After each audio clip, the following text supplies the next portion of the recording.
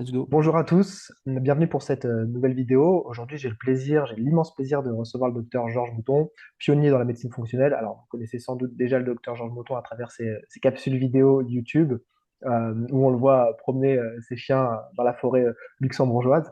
Aujourd'hui, il n'est pas dehors, il est avec nous pour nous parler de génotype. On va prendre, je pense, 1 heure et demie, 2 heures pour essayer de creuser le sujet et on va parler de cette petite pépite là qui est sortie aux éditions Exuvie que tu as coécrit avec Julie Luret qui nous parle justement de ces différents génotypes et de comment les mettre en évidence et comment surtout s'en servir pour adapter l'alimentation. Et donc, j'ai tout un tas de questions à te poser.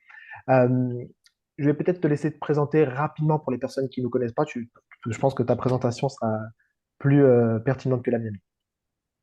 Bon, ben, d'abord, William, merci de m'interviewer aujourd'hui et en particulier sur le livre parce que figure-toi que c'est la toute première interview qui va se faire avec, je vais dire, le livre en main. Hein. Il n'est même pas encore sorti. Il sort le 9 octobre, donc ce n'est pas encore sur le marché, mais il est déjà disponible chez l'éditeur Exuvie, Fabien Moine, que tout le monde connaît. Je pense dans la naturopathie que Fabien Moine est connu, donc c'est lui qui dirige les éditions Exuvie et le livre est déjà disponible chez lui, donc j'ai déjà beaucoup de gens qui l'ont commandé comme ça en avant-première et c'est comme ça aussi que toi et moi en avons un. Bon.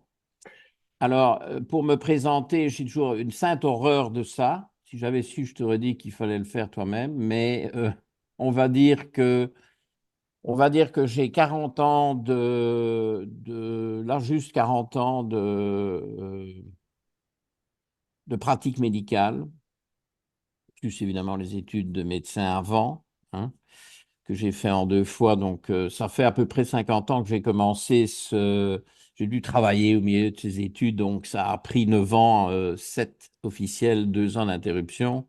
Donc, on est très près du demi-siècle d'immersion en médecine. OK? Je le dis parce que je crois que ça compte dans ma façon de travailler. Hein, toute cette exposition de terrain. Bon, je suis un clinicien. Je ne suis pas un chercheur. Je ne suis pas un écrivain. Je ne suis pas un Instagrammeur ou un YouTuber, bien que je fasse ces fameuses vidéos que j'appelle capsules. Et comme ça, quand les gens disent capsules, ça veut dire qu'ils me suivent. Sinon, ils disent vidéo. Ouais, c'est un petite astuce. Mais je suis clinicien. Donc, je suis médecin clinicien, j'ai une formation de médecine générale. J'ai quand même fait 1 an supplémentaire de licence en médecine du sport. Euh, j'ai commencé par pratiquer de la médecine générale allopathique pure et dure, y compris beaucoup de visites à domicile. Ça m'a énormément appris. Des gardes vraiment hardes, dans des quartiers durs, dans les banlieues défavorisées de Liège, etc., les bars HLM, etc. Donc j'ai une bonne formation globale au début. Et puis après 3 4 ans, j'étais déçu de la médecine allopathique. Je trouvais ça bizarre qu'il fallait toujours recommencer la même chose sans chercher les causes. Et puis j'ai été happé par la médecine du sport parce que j'étais moi-même très impliqué dans le milieu sportif en tant qu'athlète, en tant qu'entraîneur, en tant que dirigeant, que coach, puis que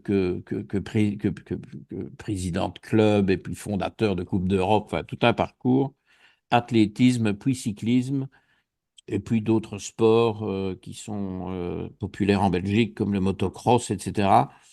Et puis alors, ce siècle, ben, finalement, ça devenait difficile en sport avec tout ce qui se passait à la fin des années 90, notamment l'affaire Festina, qui a un peu créé un tel chaos dans toute cette médecine du sport que je m'en suis détourné. Et puis, j'ai fait 20 ans à Londres en tant que médecin fonctionnel. Je pratique de la médecine que j'appelle fonctionnelle depuis le début des années 90. Donc, ça fait plus de 30 ans que j'ai médecine fonctionnelle sur ma carte de visite. Mais Londres, évidemment, c'était la quintessence de ça, parce qu'il y avait cette espèce d'avance du monde anglo-saxon et des Américains qui sont plus influents sur la Grande-Bretagne que sur la France, avec bon, quand même des relents d'anti-américanisme que j'appelle primaire. Je ne sais pas pourquoi je l'appelle primaire d'ailleurs. Et donc, sur Londres, c'était très bien. J'ai vraiment été beaucoup exposé à tout ce qui se faisait. J'avais des patients qui avaient leur médecin fonctionnel en Californie et puis qui comparaient avec ce que je faisais, etc. Donc, ça a été vraiment très, très compétitif. Et puis, bon, c'est cette période assez extraordinaire où j'ai rencontré un tas de gens assez exceptionnels et ce qu'ils appellent une E-liste, une liste A de patients très connus, mais qui évidemment reste confidentielle. Puis alors Brexit et retour au bercail, lockdown. Et puis je me suis dit, ben, au fond, 20 ans de Londres, c'est peut-être assez. Et donc ça fait 4 ans que je suis maintenant revenu sur le Luxembourg, où je vois des patients ici dans cette maison qui est ma maison, et où on fait aussi pas mal de choses par visioconférence, comme ça se fait beaucoup depuis la pandémie. Et là, c'est donc toujours le même genre de médecine fonctionnelle que sur Londres. Et alors, pour raccorder à la suite, ben, il y a 10 ans très exactement, vraiment à quelques jours près, j'ai découvert cette histoire de génotype. J'ai vu des panels, mais si tu veux, on en parlera. Moi, j'aime pas les panels. Je préfère aller pêcher l'analyse génomique qui m'intéresse pour un sujet bien, bien précis. Et donc, ça fait 10 ans que j'ai commencé à faire ça en pratique courante, hein. J'ai près de 2000 patients génotypés, hein. Pas tous les génotypes que j'utilise, mais les plus courants, qui sont d'ailleurs ceux dont je parle dont nous parlons dans le livre. Merci pour cette présentation. Ce que je remarque, c'est que finalement, comme beaucoup de thérapeutes, on vient à la médecine fonctionnelle via le prisme du sport. En fait, c'est le sportif qui nous amène avec la volonté d'optimisation, à creuser certains marqueurs qu'on ne va pas creuser en médecine conventionnelle. J'ai tout appris sur les sportifs. J'ai eu la chance d'avoir des très, très grands sportifs. Donc, vraiment, je ne suis pas parti avec les grands, je suis parti avec les jeunes. Et puis, je suis monté en hiérarchie au fil des ans, au fil de la demande, pour arriver vraiment à ce qui se fait de mieux. Donc, je me compare souvent dans ces présentations à un mécano, parce que c'est un peu ça, hein, il faut plonger sa tête dans le moteur, hein. Mais un mécano qui est parti d'un garage local, hein, modestement, mais qui a terminé sa formation chez Ferrari. Parce qu'évidemment, ce sont des Formule 1, mais ça reste des humains qui fonctionnent exactement comme les autres, si ce n'est qu'ils sont effectivement doués, ça c'est certain, mais aussi motivés, désireux de s'améliorer, de s'optimiser, comme tu dis. Et donc, c'est la formation parfaite. D'ailleurs, je n'ai jamais vraiment arbitrairement décidé que je passais de la médecine du sport à la médecine fonctionnelle. Comme tu dis, c'est la même chose. Sauf que, bon, les patients ne sont plus tout à fait les mêmes, mais ça reste des gens qui veulent être bien, qui veulent progresser, qui veulent, voilà, qui regardent vers l'avenir et qui sont positifs et qui collaborent bien. Pour faire une bonne médecine fonctionnelle, il faut faire faut travailler en équipe, hein. On a J'essaie dit de ne ça, pas ouais. trop dire d'anglicisme, hein. J'ai failli parler de team, mais on va parler d'équipe. Et donc, oui, c'est la même médecine. Tout à l'heure, tu disais que tu étais clinicien mais pas chercheur, mais finalement, à travers tous les cas que tu as eus et tous les génotypes que tu as compilés, finalement, tu as pu en tirer des conclusions et faire une sorte d'étude de cohorte, quoi, en fait. Et c'est ce qu'on Oui. trouve dans ton livre. Mais je pars de la clinique, tu vois. Mhm. Et figure-toi que c'est un très bon moment de rebondir sur ce que tu dis là parce que j'ai écouté ici début de semaine, depuis pendant 2, 3 jours, une chaîne que je connaissais peu d'un nutritionniste, bon, je vais pas citer de nom, mais qui a fait un gros travail de recherche sur beaucoup de publications pour remettre un peu en question le dogme cétogène qui voudrait que voilà, les humains doivent absolument, comme leurs ancêtres, manger essentiellement du gras, de la viande, du poisson et des choses comme ça. Et donc, il s'est basé sur énormément d'études qui sont intéressantes. Et j'observais ça, j'écoutais ça, j'appréciais le gros travail qu'il a fait de recherche d'études, d'interprétation des études, parce que bon, il faut, parfois les études nous dépassent un peu, c'est valable pour moi aussi. Il n'est pas médecin, mais pour moi, je suis parfois dépassé aussi par des études. Mais bon, voilà, on s'investit pour comprendre au maximum ce qu'il y a dedans. Et on se retrouve avec finalement une approche un peu théorique. Et moi, j'ai jamais fait ça. Je suis parti de ma clinique. Donc, j'ai observé, j'ai toujours fait comme ça. Je ne sais pas. C'est pour ça que je dis que je suis pas chercheur, moi, je suis clinicien. Mais évidemment, il arrive un moment où je vois des trucs, je comprends des trucs, je les saisis de par ma pratique, de par les réactions de mes patients, vu que je teste avant, je teste après. Moi, je fais énormément de tests avant, après. Donc, j'ai quand même un moyen objectif de savoir si on progresse en plus du ressenti des gens, qui est important, qui est fondamental. Mais il n'y a pas que le ressenti. J'ai aussi la biologie qui me conforte dans mes traitements, dans mes prises de stratégie, dans la mise en place de mes algorithmes. Et je me rends compte que il y a des lignes qui se dégagent. Et alors, je vais voir ce que la littérature euh, propose dans ces cas-là, voir si ça conforte, si ça diverge, s'il y a différentes positions. Parce que c'est vrai que quand on s'acharne vraiment sur PubMed, qui est la grande banque de données et d'études médicales, il y en a 30 millions, je crois. Enfin, ça augmente depuis qu'on a commencé à parler, il y en a déjà beaucoup plus. C'est gigantesque. Et donc, si on commence à chercher là-dedans avec un but prédéterminé, on va prouver tout On va et faire du son cherry contraire. picking, oui, bien sûr. Ah oui, cherry picking, on va prouver quelque chose qui conforte ce que tu as décidé de faire Hmm. ou ce que tu proposes à tes patients ou à tes clients. Et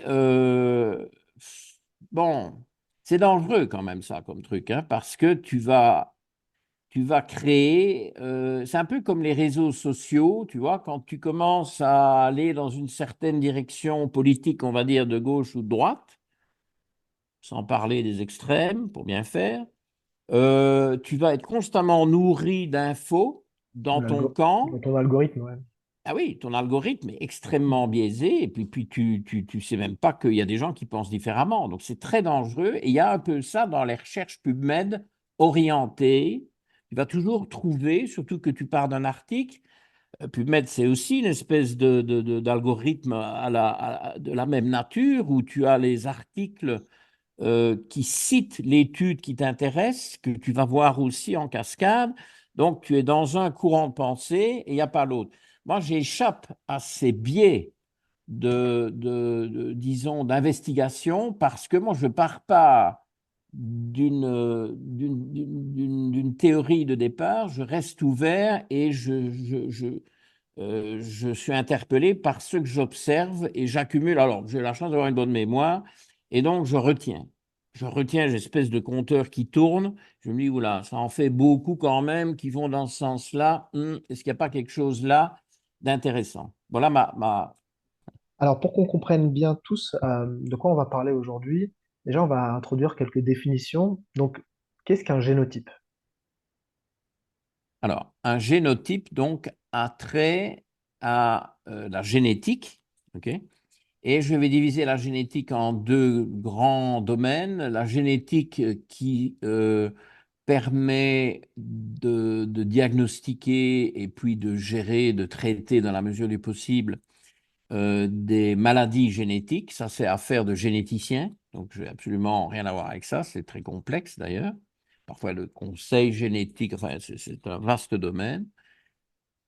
Et puis, à côté de la génétique qui débouche donc sur des maladies génétiques, il y a quelque chose qui n'a rien de pathologique, qui est la génomique, qui correspond aux variations individuelles de toute une série de gènes. D'ailleurs, Ces variations se manifestent dans tous les gènes, mais elles ne sont pas toutes pertinentes. On ne retient que les plus pertinentes pour en faire une analyse de génotype avec comme objectif que ce génotype soit une aide pour conseiller le patient ou le client dans un domaine précis, mais en l'occurrence, pour ce qui nous occupe aujourd'hui, dans le cas de son alimentation. Mais ça peut se manifester sur plein de domaines. Mais je crois que c'est dans l'alimentation que c'est le plus intéressant, le plus urgent à mettre en œuvre, parce que ça devrait aider beaucoup de gens et surtout à leur permettre de ne pas s'égarer dans des directions sur des chemins qui ne leur correspondent pas, qui ne correspondent pas à leur ADN. Donc, la génomique, c'est l'ADN, c'est de la génétique pure et dure, mais sans ce caractère péjoratif. Mm. Hein, parce que pour rassurer les gens qui se disent toujours, surtout quand c'est un médecin qui prescrit, il faut un consentement. Bon, maintenant, il y a différentes manières de trouver ces génotypes, mais en tout cas, quand c'est médicalisé, il y a un consentement est obligatoire. Donc, le prescripteur signe et que le patient signe et date. Et ce consentement s'explique parce que ça touche à la génétique, mais alors ça inquiète les gens. Et il faut les rassurer en disant que euh, on va trouver des réglages, mais pas des maladies. Okay. Mais ces réglages, il faudra, pour bien faire, s'y conformer et s'adapter. Et le seul génotype qui est un peu à mi-chemin de la pathologie et de la santé, puisque nous, on l'utilise pour la santé, notamment la santé digestive et la bonne diète personnalisée, c'est le génotype ApoE dans sa version ApoE4, parce que là, il y a une connexion avec un risque accru de neurodégénérescence et de maladies cardiovasculaires. Mais c'est un risque statistique. Il n'y a aucune prédétermination. Et d'ailleurs, le but de la manœuvre, c'est justement, si on identifie un risque accru de ces pathologies-là, c'est d'adapter notamment son alimentation, mais aussi son hygiène de vie, activité physique, alcool, tabac, enfin toute la clique, pour rester du côté santé et ne pas dériver vers des problèmes cardiovasculaires et des problèmes notamment de maladies d'Alzheimer. Mais voilà, ça se prévient, il ne faut pas en avoir peur, mais il faut avertir pour que les gens sachent dans quoi ils s'engagent. Donc ça, la génomique. Alors, on parle souvent d'épigénétique, surtout depuis une petite vingtaine d'années. Est-ce que ton livre traite d'épigénétique et si oui, comment? Bah, bon, il en traite énormément parce que tous les conseils alimentaires et quelques conseils annexes qui figurent aussi, parce que le livre déborde quand même sur l'ensemble de ce qu'on peut conseiller dans le cadre de la médecine fonctionnelle. Ben, tous ces conseils, ça relève de l'épigénétique, parce que les conseils qu'on donne sur base des tests génomiques ont pour but d'améliorer la manière dont ces gènes sont exprimés ou inhibés. L'épigénétique ne change en rien le génotype. Les gens mélangent tout. Je trouve que l'épigénétique est un peu tendance, qu'il y a pas mal de gens, médecins ou pas, qui l'utilisent un peu comme un outil marketing parce que le terme est rentré un peu dans les usages. Beaucoup de gens ont entendu parler d'épigénétique, ne comprennent rien à ce que c'est exactement, parce que c'est quand même assez complexe. Mais le mot est un peu tendance, épigénétique. Hein, ok, donc moi je fais une diète épigénétique, des compléments alimentaires épigénétiques, etc. Ben oui, bon, Tout est c'est pas épigénétique faux. dans un sens ou dans un Tout, autre. tout, tout est épigénétique, puisque... Alors, ce qui est vrai, c'est que ce qu'on peut dire, c'est que les gènes, et donc la génomique qui a trait aux gènes, et qui sont ces gènes sont immuables. Donc le génotype, il est immuable parce qu'il y a des gens qui extrapolent un peu, qui se disent qu'en mangeant de manière adaptée à leur ADN, ils vont améliorer leur génotype. Bon, je suis désolé, ils sont nés avec un génotype, ils vont mourir avec le même. OK? Et ils mourront quand même, ce qui est la grande nouvelle du jour. On ne va pas les rendre éternels. Donc les génotypes sont figés, on ne change pas nos gènes. Mais les gènes qui seront exprimés et les gènes qui ne seront pas exprimés, là, on va agir surtout avec l'alimentation, mais pas que, avec le sport, avec le stress, avec le sommeil, avec tout. Et on estime que, bon, c'est arbitraire, mais que le poids des gènes, donc le poids de la génomique, et de la génétique et de la génomique, est de l'ordre de 20 à 30 et que donc il y a une grande majorité du résultat final qu'on appelle le phénotype, en opposition au génotype. Le phénotype, c'est le génotype plus tout ce qu'on fait autour. Et ce qu'on fait autour est largement majoritaire. C'est pour ça qu'il ne faut pas avoir peur de l'Alzheimer quand on se retrouve avec un ApoE4 et qu'on se dit je ne veux pas savoir. Mais si, il faut savoir parce qu'on va empêcher cet ApoE4 d'aboutir aux catastrophes qui, sinon, sont quand même 3 fois plus risquées, hein, quand on a un ApoE4 d'un parent, et si on a deux ApoE4, un de chaque parent, on est à 15 fois les risques. Et c'est surtout ces cas-là qu'il faut dépister, parce que ceux-là, ils sont quasiment destinés à avoir les problèmes, sauf si tu travailles ferme sur l'épigénétique pour que cette génomique un peu sinistre ne parvienne pas à se matérialiser. OK? Donc, ce sont deux domaines totalement différents. Et bon, ce truc épigénétique, voilà, c'est un peu. J'espère que le terme génotype va se populariser parce que lui, ben, on doit faire avec, comme on dit en belge, c'est du belge ça, non? Faire avec, mais enfin, je crois que Aussi, ça. Oui? ça marche aussi en français. Ah, ok, bon, tu me rassures. Et donc, que le terme génotype va se populariser, mais il y a un manque de connaissance du public du terme à tel point que quand on a réfléchi à ce qu'on mettait ici sur la couverture, moi j'ai donc imposé ce titre, je mange selon mes génotypes, mais alors on m'a tout de suite dit, mais il n'y a personne qui sait ce que c'est, génotype. Et alors on a dû écrire en dessous que ça avait trait à l'ADN. Et ça, c'est vrai. L'épigénétique, tout le monde en parle et personne ne comprend ce que c'est. Mais donc, voilà, on a fait la part des Ouais, choses. très bien. Alors, dans ton livre, on parle de quatre gènes principaux impliqués Hmm. dans des régulations métaboliques, thyroïdiennes, etc. Qu'est-ce qui a fait que tu t'es intéressé à ces gènes en particulier? Et est-ce qu'il y en a d'autres qui te semblent peut-être pertinents à aborder dans l'avenir pour personnaliser la diète? Oui, oui. En tout cas, je me suis intéressé à d'autres génotypes que ceux-ci, hein, assez précocement au FUT2 qui joue un grand rôle quand le génotype est défavorable, qui joue un grand rôle sur la santé intestinale.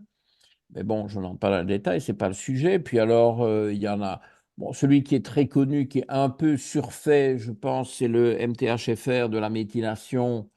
Je trouve surfait parce que, en fait, la méthylation, moi, je suis toujours très attentif à l'optimiser sans la surcompenser ou évidemment sans la fragiliser en testant, en optimisant, en dosant avant, après, etc. Toutes les vitamines B qui jouent un rôle dans la méthylation, B2, B6, B9, B12, quand même les quatre plus grandes. Mais bon, c'est un génotype très tendance aussi, mais que moi j'ai un peu bypassé parce que je m'occupe de régler ces vitamines B. Bon, il y a plein de génotypes. Je n'ai pas ça ici sur mon bureau, mais j'ai une carte, un papier cartonné que je mets au dos de mes dossiers papier avec certainement une quarantaine de génotypes, mais que je ne teste pas évidemment toujours pour tout le monde. Et donc, ce sera un peu hors sujet aujourd'hui de commencer à parler des autres. Il y a aussi un OGG1. OGG1, je trouve pertinent pour pousser davantage les gens vers le jeûne intermittent et promouvoir les sirtuines. Bon, voilà, on pourrait en parler à l'infini. Puis il y en a qui ont quand même vraiment des rôles importants, le PEMT pour le foie gras, euh, bon, Mais je vais alors, m'arrêter là dans l'énumération. Mais j'ai retenu, quand j'ai décidé de faire un livre sur l'alimentation en fonction des génotypes, j'en ai retenu quatre. et justement, pourquoi ces quatre-là et comment ils sont impliqués justement, par exemple, dans la gestion du métabolisme? Mais la peau, c'est les graisses, mais pas que. Mais c'est fondamental. L'amylase, ben, c'est la digestion des glucides, donc ça va jouer un rôle essentiel pour savoir ce qu'on peut se permettre de manger comme féculent. Ben, le LCT, MCM6, c'est une manière aussi qu'on peut utiliser pour prescrire, pour connaître son génotype vis-à-vis de la tolérance au lactose. Mais ça, évidemment, ça a un rôle important sur l'alimentation, le lactose, oui ou non. Bon. Et ce qui était beaucoup moins prévisible et qui n'est venu dans mon algorithme que depuis 2 ans, c'est le DIO2 qui, à première vue, est purement thyroïdien, mais qui, en pratique, bon, on s'en expliquera plus tard, qui, en pratique, va aussi influencer, et je lui donne une grande importance, de manière un peu arbitraire, mais va influencer l'équilibre lipide-glucide. Étant donné que les protéines, bon, on ne sait pas trop jouer là-dessus. La marge de manœuvre est très étroite. Ce sont essentiellement les trois ApoE, DIO2 et amylase salivaire, donc AMY1A, qui est le gène. Ce sont ces trois-là qui vont ensemble influer sur l'équilibre, le grand équilibre crucial des macronutriments, high fat ou pas. Hein. Hmm. Je ne vais pas dire high carb, mais bon. Alors, justement, ça me permet de rebondir sur le fait que, à la lecture de livres, et quand on compile les différents génotypes, on, on- on croit comprendre finalement que on est tous plus ou moins, on consomme tous plus ou moins trop de glucides et qu'on a plus une tendance à diminuer les glucides maintenant dans certaines proportions, soit very high fat, donc énormément de graisse type cétogène, ou bien quelque chose de low carb avec pas trop de glucides. Mais finalement, la diète qu'on nous propose, la pyramide alimentaire actuelle, elle correspond quasiment, je dis quasiment parce qu'il y a des exceptions et avec ton algorithme dans le livre, tu les précises, mais elle correspond quasiment à personne. Oui, ben, disons que je vais quand même faire part d'anecdotes vécues, cliniques avec mes patients, récentes, très récentes. Depuis que j'utilise, en fait, je le montre ici, depuis que j'utilise euh, ma toute nouvelle invention, ça a été vraiment inventé au moment de rédiger le livre. Bon, et euh, je ne savais déjà pas trop comment l'appeler. Puis finalement, je crois que je me suis décidé pour parler d'un index glycolipidique. Bon, en fait, c'est de savoir si on doit pousser les gens davantage vers les lipides ou davantage vers les glucides. Et les deux sont possibles. Hein. Comme tu le dis très bien, on a cette espèce de réaction à une alimentation qui mondialement devient beaucoup trop glucidique, enfin, qui est néolithique aussi, il faut bien dire. Hein.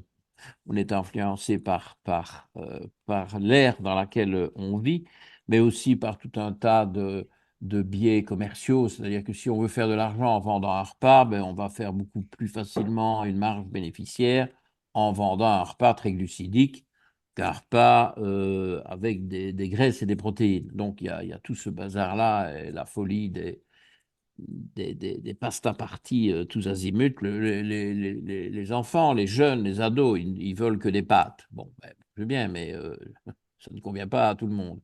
Donc, on a cette espèce de réaction que des naturopathes fonctionnels comme toi, que des médecins fonctionnels comme moi avons face à ce carnage de dire, oh là là, il faut tous manger beaucoup plus de graisse. Ce qui fait le succès des cétogènes et des carnivores. en réaction aux obésités résultant de diètes hyperglucidiques. Tout ça est légitime, mais nous sommes tous différents. Pourquoi? Parce qu'on a un ADN différent.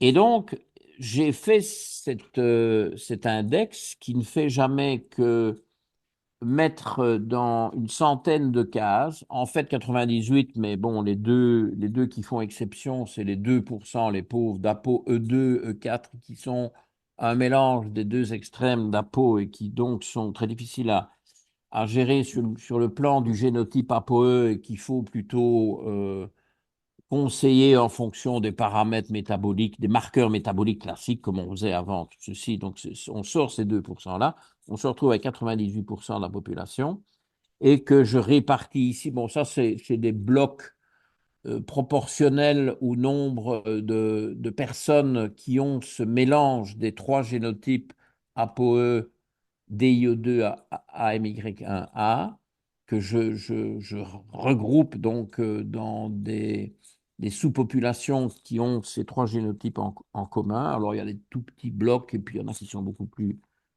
vastes, avec un code couleur, donc plus c'est foncé, ben plus c'est glucidique, et plus c'est clair, plus c'est lipidique. Hein, c'est ça l'idée. Bon, alors, je trouvais que c'était peut-être plus plus emblématique, plus marquant de faire des calculs et d'attribuer une cote moyenne, hein, médiane au groupe en question. Et donc là, on part de 1 et comme je disais tout à l'heure, on arrive plutôt à 98 puisque 99 et 100, c'est les 2% qu'on a mis de côté, les pauvres. Quand on tombe sur ceux-là, se sentent un peu ostracisés.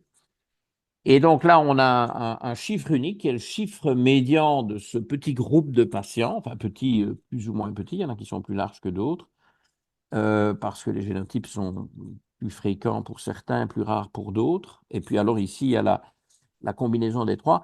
C'est là que ça a été assez difficile, c'est de faire un arbitrage qui réunit ces trois génotypes qui, tous trois, influent vers plus de lipides ou, ou pas, ou plus de glucides. OK? Et alors, ce qui est tout à fait fascinant, c'est que depuis que j'utilise ce tableau pour mes patients et que j'utilise depuis 2 mois, parce qu'il a fallu mettre tout ça en musique, et maintenant que j'ai dû tout rentrer chez l'éditeur et me décider une fois pour toutes, je me suis dit, bon, ça existe, je m'en sers. Eh bien, maintenant, certainement 4 fois sur les 2 derniers mois, je me suis retrouvé avec des patients, c'était 4 femmes, mais bon, n'en tirons pas des conclusions exagérées, que je m'apprêtais à vilipender ou parce que je ne suis pas toujours, enfin bon, les gens me connaissent souvent, je les soigne depuis souvent longtemps, mais parfois je suis quand même assez rentre-dedans. Et quand je vois leurs anamnèses alimentaires, je me dis, mais c'est lucide, mais c'est de la folie, mais vous faites quoi? Vous êtes Sherpa dans l'Himalaya, ou vous travaillez dans une rizière, ou hein, je ne savais pas qu'on vous avait proposé un boulot dans une mine de charbon qu'on a rouverte pour faire face à la pénurie d'énergie.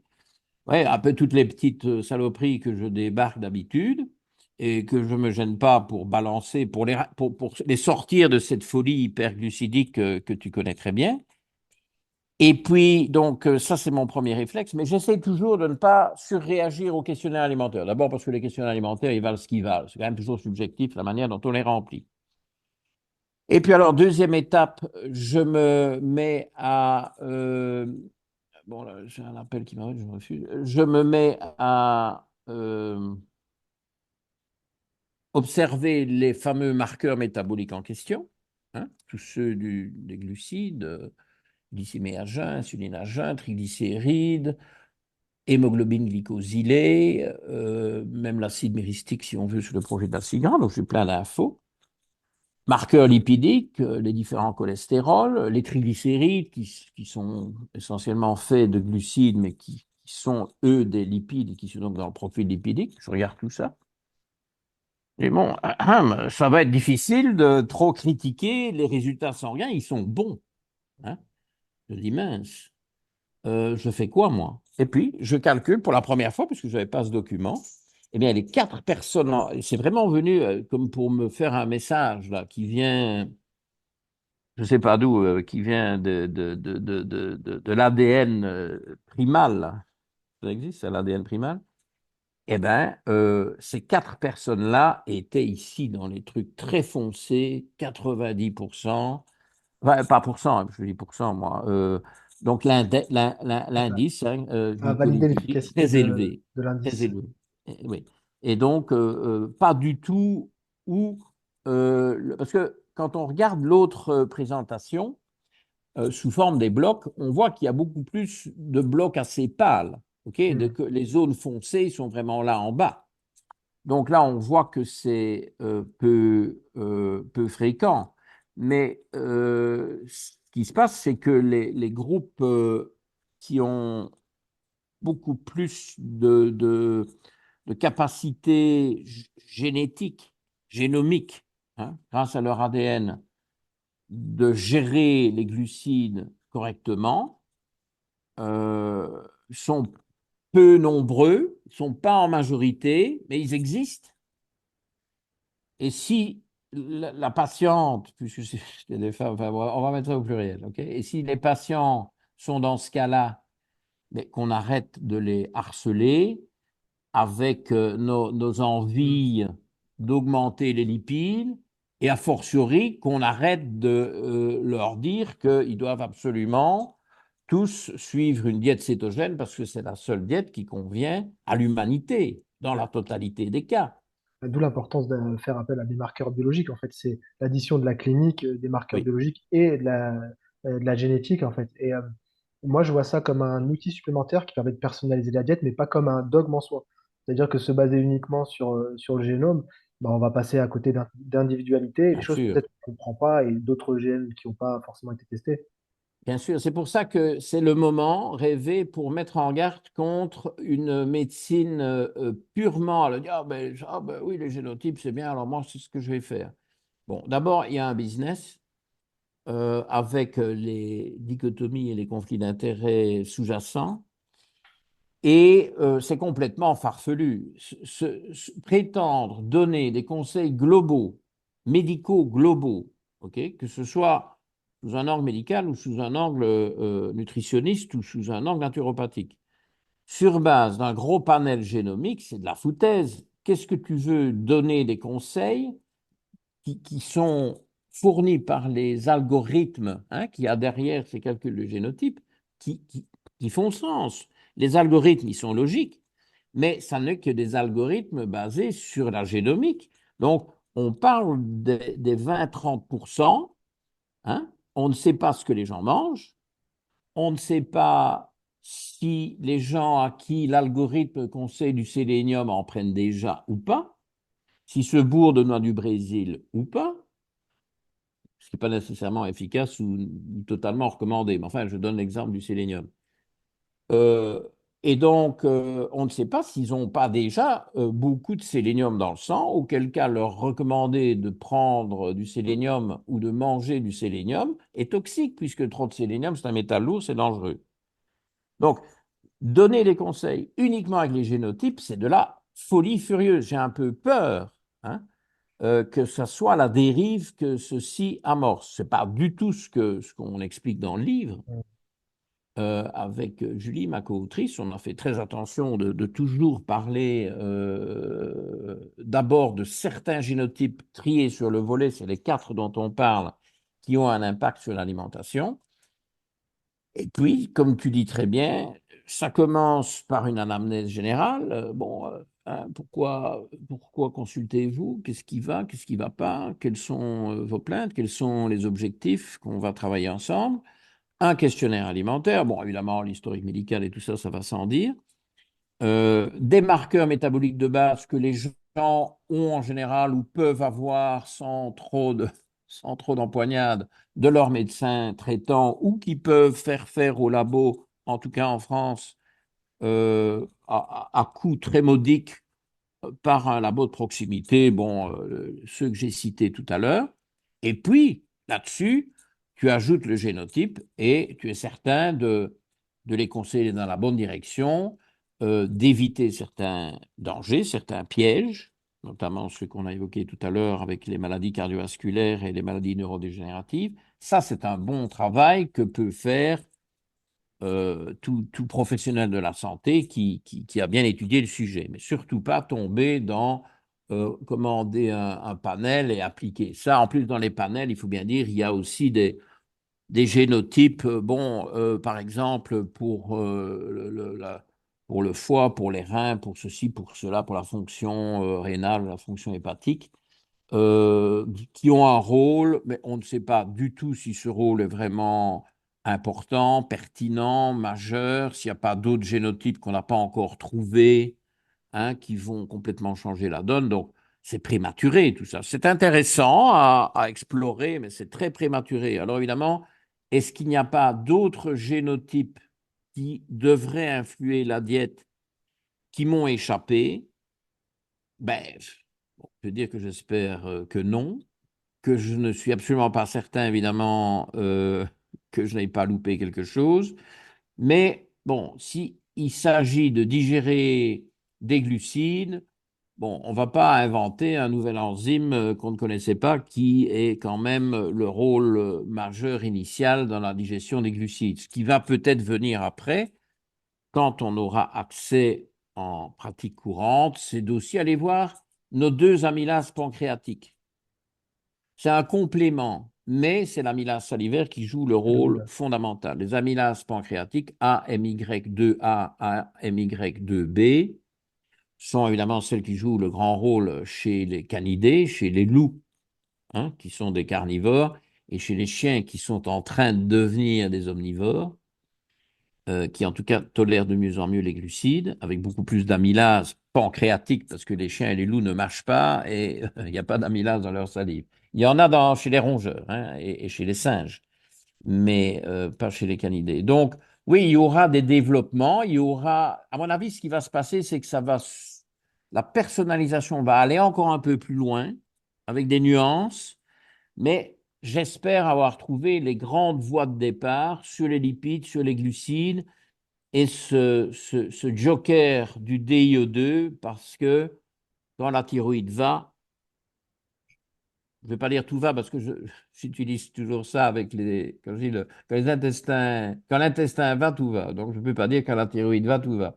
Mais quand la thyroïde va mieux, le patient va mieux. Donc, c'est quand même important et j'ai intégré ce génotype DIO2 dans mon algorithme. Derrière mon algorithme, il y a cette obsession d'aller vers plus de lipides ou pas, hein, selon la personne pour résoudre ce questionnement qui est partout sur Internet, dans tout ce qui est nutrition moderne. C'est toujours, on peut regarder, il y a des centaines de chaînes et il y a beaucoup de gens qui prennent des positions fermes dans une direction ou dans l'autre et ils veulent pour preuve qu'ils ont des succès et ils font parler ces gens-là. Oui, mais il y a ceux aussi qui ont complètement raté le coup, hein, qui se sentent plus mal, où on les voit dans les commentaires YouTube, parce qu'ils parlent, hein, quand c'est pas censuré, parce que les chaînes extrémistes censurent ce qui ne leur convient pas. Bon, on ne va pas rentrer là-dedans. Et dans les chaînes correctes, ben, on voit des gens, non mais moi, ça a été vraiment pas bien du tout. Eh bien, ils ont probablement pas les mêmes génotypes. Et l'avenir, j'espère, nous le confirmera. De toute façon, ça va avec ce qu'on peut observer instinctivement. Moi, j'ai été coach sportif pendant presque 10 ans et je n'étais pas naturopathe, je connaissais pas toute cette histoire de génotype et je le voyais très bien. J'avais des gens que j'entraînais qui perdaient du poids et qui mangeaient 1 kilo de riz par jour.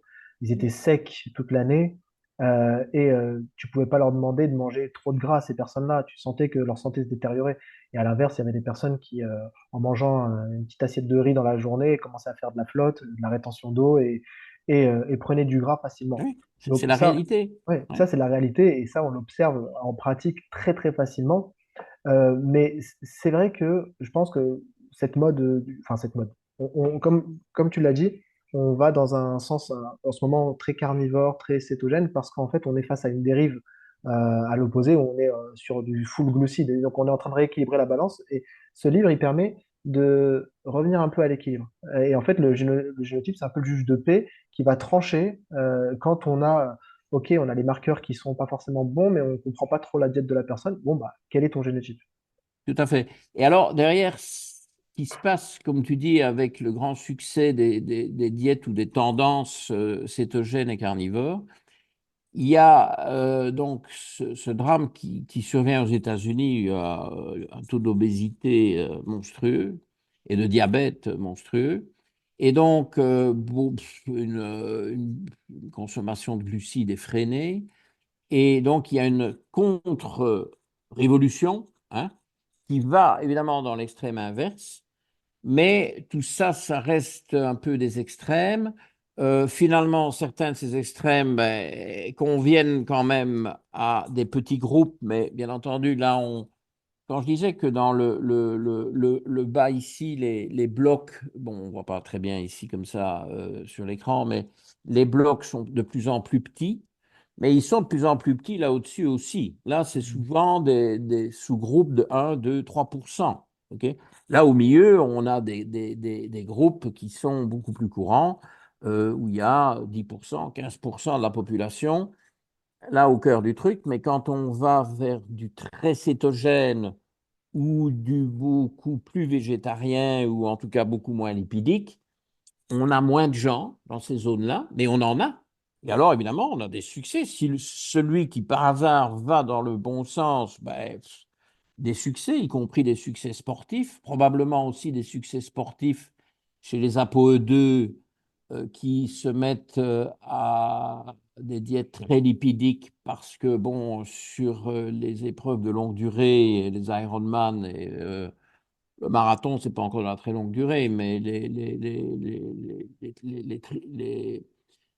trails très longs, etc., et les Ironman, ben, bon, là-dedans, il y a beaucoup de gens en cétogène. Alors évidemment, ça fait la publicité du cétogène. Alors les gens, on leur fait croire que ah ben, moi, je vais manger cétogène, puis je vais aller gagner à Hawaï. Mais Ouais. qui nous dit quels sont les génotypes de cette personne-là? Est-ce qu'elle ne s'embarque pas dans une voie un peu catastrophique pour elle? Combien de temps est-ce qu'elle va se rendre compte, mettre pour se rendre compte que ça ne lui convient pas?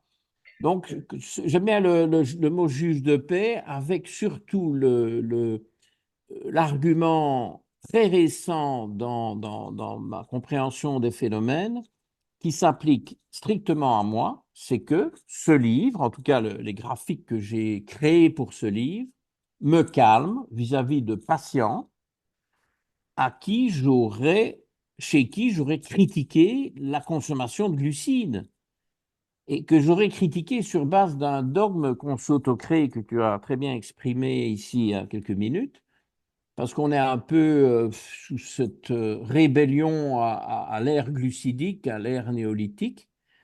Et cette rébellion fait qu'on veut tirer tout le monde dans un sens qui convient à la majorité, mais pas à tous. Et j'ai une patiente demain à qui je vais devoir dire, ben, finalement, non, vos analyses, fermez ma gueule, ce que j'ai du mal à faire aujourd'hui d'ailleurs. Bon, voilà. Donc, juge de paix et rééquilibration, modération, personnalisation. Tu sais, mieux personnaliser que sur base de l'ADN, ça va quand même être difficile, hein. Et À pour débattre. rebondir sur ce que tu dis, dans ton livre, tu parles justement de l'étude DietFit et justement tu expliques que les conclusions de cette étude allaient à l'encontre bah, de ton intuition peut-être, ou de ce que tu avais pu imaginer avec tout ce qu'on entend. Je ne sais pas si c'est le bon mot, mais et justement, cette étude qui est bien formulée, où Hmm. on s'attend donc à avoir des résultats plutôt dans le sens de l'alimentation faible en insuline va occasionner une perte de poids plus importante que l'alimentation riche en insuline parce que riche en glucides. Et finalement, en partant de ça, ça te permet de comprendre que tout doit être individualisé et justement l'approche des génotypes te permet ça. Ok, c'est effectivement très important cette étude. Je ne veux pas dire qu'elle est à la base de mon livre, mais je ne saurais plus dire exactement avec le recul, mais je pense qu'elle a joué un rôle important dans ma décision de oui, je fais le livre. Parce que j'avais envie d'eux, mais bon, comme je n'avais pas le temps, et puis alors heureusement, j'ai lancé un avis de recherche d'éditeur sur une de mes capsules. Il y a des propositions qui sont venues. Le nom de Fabien Moine est venu très vite. Je voulais changer d'éditeur parce que mes livres précédents, j'ai fait chez un autre éditeur, mais je voulais en changer pour des bonnes raisons qui me concernent. Et je cherchais donc un nouveau, mais j'avais aussi besoin d'aide pour écrire. Et alors lui, il a commencé par me dire, moi, ça m'intéresse, hein, ok. Je dis, oui, mais seul, je ne vais pas y arriver. Et puis on a laissé courir ça quelques semaines. Et puis il est venu, ah, je crois que j'ai trouvé quelqu'un qui convient, c'est Julie Lioré, hein, qui est euh, anthropologue, donc ça m'avait déjà tout de suite plu. Et puis qui est nutritionniste, qui écrit pour des journaux de santé, etc. Donc qui est un peu tout ce qu'il fallait pour comprendre et qui écrit bien, qui écrit mieux que moi. Je trouve qu'elle écrit quelque chose de plus qui coule mieux, hein. Si c'était une écriture à la main, eh bien, elle ferait des lettres plus, voilà, plus arrondies, serait plus agréable à lire, comme les instituteurs apprennent, hein. Et puis moi, j'ai une écriture de médecin, c'est plus, ça veut aller plus vite, c'est un peu plus agressif, etc. D'ailleurs, on reconnaîtra bien les deux styles. Bon, alors, je suis intervenu évidemment sur la partie de Julie, qui est la première partie, mais on reconnaîtrait bien les deux styles. Donc, si on veut, sa partie, parce que je trouve que ça doit être dû, et bien entendu, on l'a fait ensemble, mais c'est quand même elle qui a fait le premier jet. C'est les premières 95 pages, Ouais, ouais, de toute hein, tu vois, qui se façon, terminent par on le chante. sa conclusion, Ouais. hein. Je crois que la Synthèse et conclusion. réflexion. Et puis alors Synthèse. voilà, Ouais. oui, ça c'est ma partie. Où là, je suis seul à avoir écrit, et bon, le style n'est pas, comme Fabien Moine l'a bien dit, le style n'est pas tout à fait le même, Non, mais mais bon. en fait, c'est hyper intéressant d'avoir ces deux styles parce que dans la première partie, on a les explications théoriques et puis elle nous raconte aussi une histoire. C'est agréable à lire. Dans la deuxième partie, on va droit au but sur certains points et on a de la réflexion sur certaines thématiques. Donc c'est hyper intéressant. Et c'est un petit peu dans le style du livre qu'on voit derrière, hein, Actualité médecine fonctionnelle, où tu avais compilé plein de réflexions, des études que tu avais commentées. Donc ça partait dans tous les sens, mais c'était hyper intéressant. C'était comme une revue de magazine où Mm. on apprend plein de choses différentes. Donc, en tout cas, j'ai beaucoup aimé le lire et je vous conseille à tous de vous y pencher. Et c'est pas un livre uniquement dédié aux thérapeutes. C'est vraiment, je pense que c'est plus un livre dédié au grand public que les thérapeutes devraient absolument avoir, parce que sans ça, en fait, on prend énormément de retard. On a un train de retard sur ce qui va se passer. C'est ce qu'on disait un petit peu avant le début de l'enregistrement. C'est que ça va arriver très très vite et très très gros. Et si on n'a pas pris le train sur les génotypes, dans 2 3 ans, je pense qu'on sera vraiment en retard. Donc il faut absolument s'y intéresser si c'est pas déjà fait. Bah écoute, il y a une accélération de l'histoire, en tout cas de l'histoire des génotypes, parce que j'ai quand même remettre un peu une chronologie là-dedans et qui va conforter ce principe selon lequel je suis toujours parti de la clinique. J'ai fait à peu près 4 ans de génotypes, alors vraiment les génotypes fondamentaux, mais ce sont déjà ce sont les quatre que j'exploite, que nous exploitons dans le livre, hein, donc l'ApoE, le DIE2, euh, alors soit LCT, soit MCM6, parce que là, en fait, il y a deux gènes qui sont impliqués. MCM6, c'est le gène initial qui lui-même bascule sur le LCT. LCT, ben, c'est l'acronyme de lactase, donc c'est la persistance ou non de la lactase, et donc la tolérance au lactose si la lactase persiste et l'intolérance au lactose si la lactase disparaît à l'âge de 2 ans. Et pour ça, il faut des copies qui ne tolèrent pas le lactose de la part des deux parents. Donc ça, c'est les trois que je pratique depuis 10 ans, mais est venu s'ajouter très récemment l'amylase 1A, dont on parlera probablement plus avant. Et alors, donc, j'ai commencé par travailler 4 ans avec ces premiers génotypes-là et d'autres, hein, le FUT2, mais bon, pas, si on a cet entretien au sujet du livre, le FUT2 y est brièvement mentionné, mais il ne fait pas partie intégrante de ce qu'on propose comme stratégie, parce que ça n'a pas un impact direct sur l'alimentation. L'idée ici, d'ailleurs, c'est le sous-titre du livre qui n'est pas de moi. Le titre est de moi, hein. Le titre est de moi, d'ailleurs, comme tu es le premier qui me parle du livre, alors un petit scoop, hein. Voilà, ça c'est le vrai post-it, hein, que j'ai gardé là dans une petite boîte, qui est on le lit là, hein, c'est le vrai post-it Ouais. écrit de ma main. Un jour, je me suis dit, tiens, je trouve que pour ce livre, que je n'avais pas encore décidé d'écrire, mais ça mijotait, je me suis dit, ça, ce serait pas mal. Eh bien, j'ai dû me battre avec tout le monde. Julie, Fabien, Sandy, qui nous a beaucoup aidé à la mise en page, pour finalement imposer bon titre. Et je lui ai dit à la fin, vous savez quoi, je voudrais quand même bien. Bref, donc j'ai eu le titre, mais pas le sous-titre, mais qui est très bien. Comment mon ADN détermine mon assiette. Donc, on parle de 4 génotypes qui ont un impact sur l'assiette. Le FUT2, donc cette fameuse histoire de fucose, n'a pas un impact sur l'assiette. Il a un impact sur la manière de gérer les gens qui ont des problèmes intestinaux et ce qu'on peut faire pour les aider. Mais ce n'est pas directement dans l'assiette. Donc ici, c'est vraiment concentré sur l'assiette. Et donc, c'est vraiment le sujet du jour.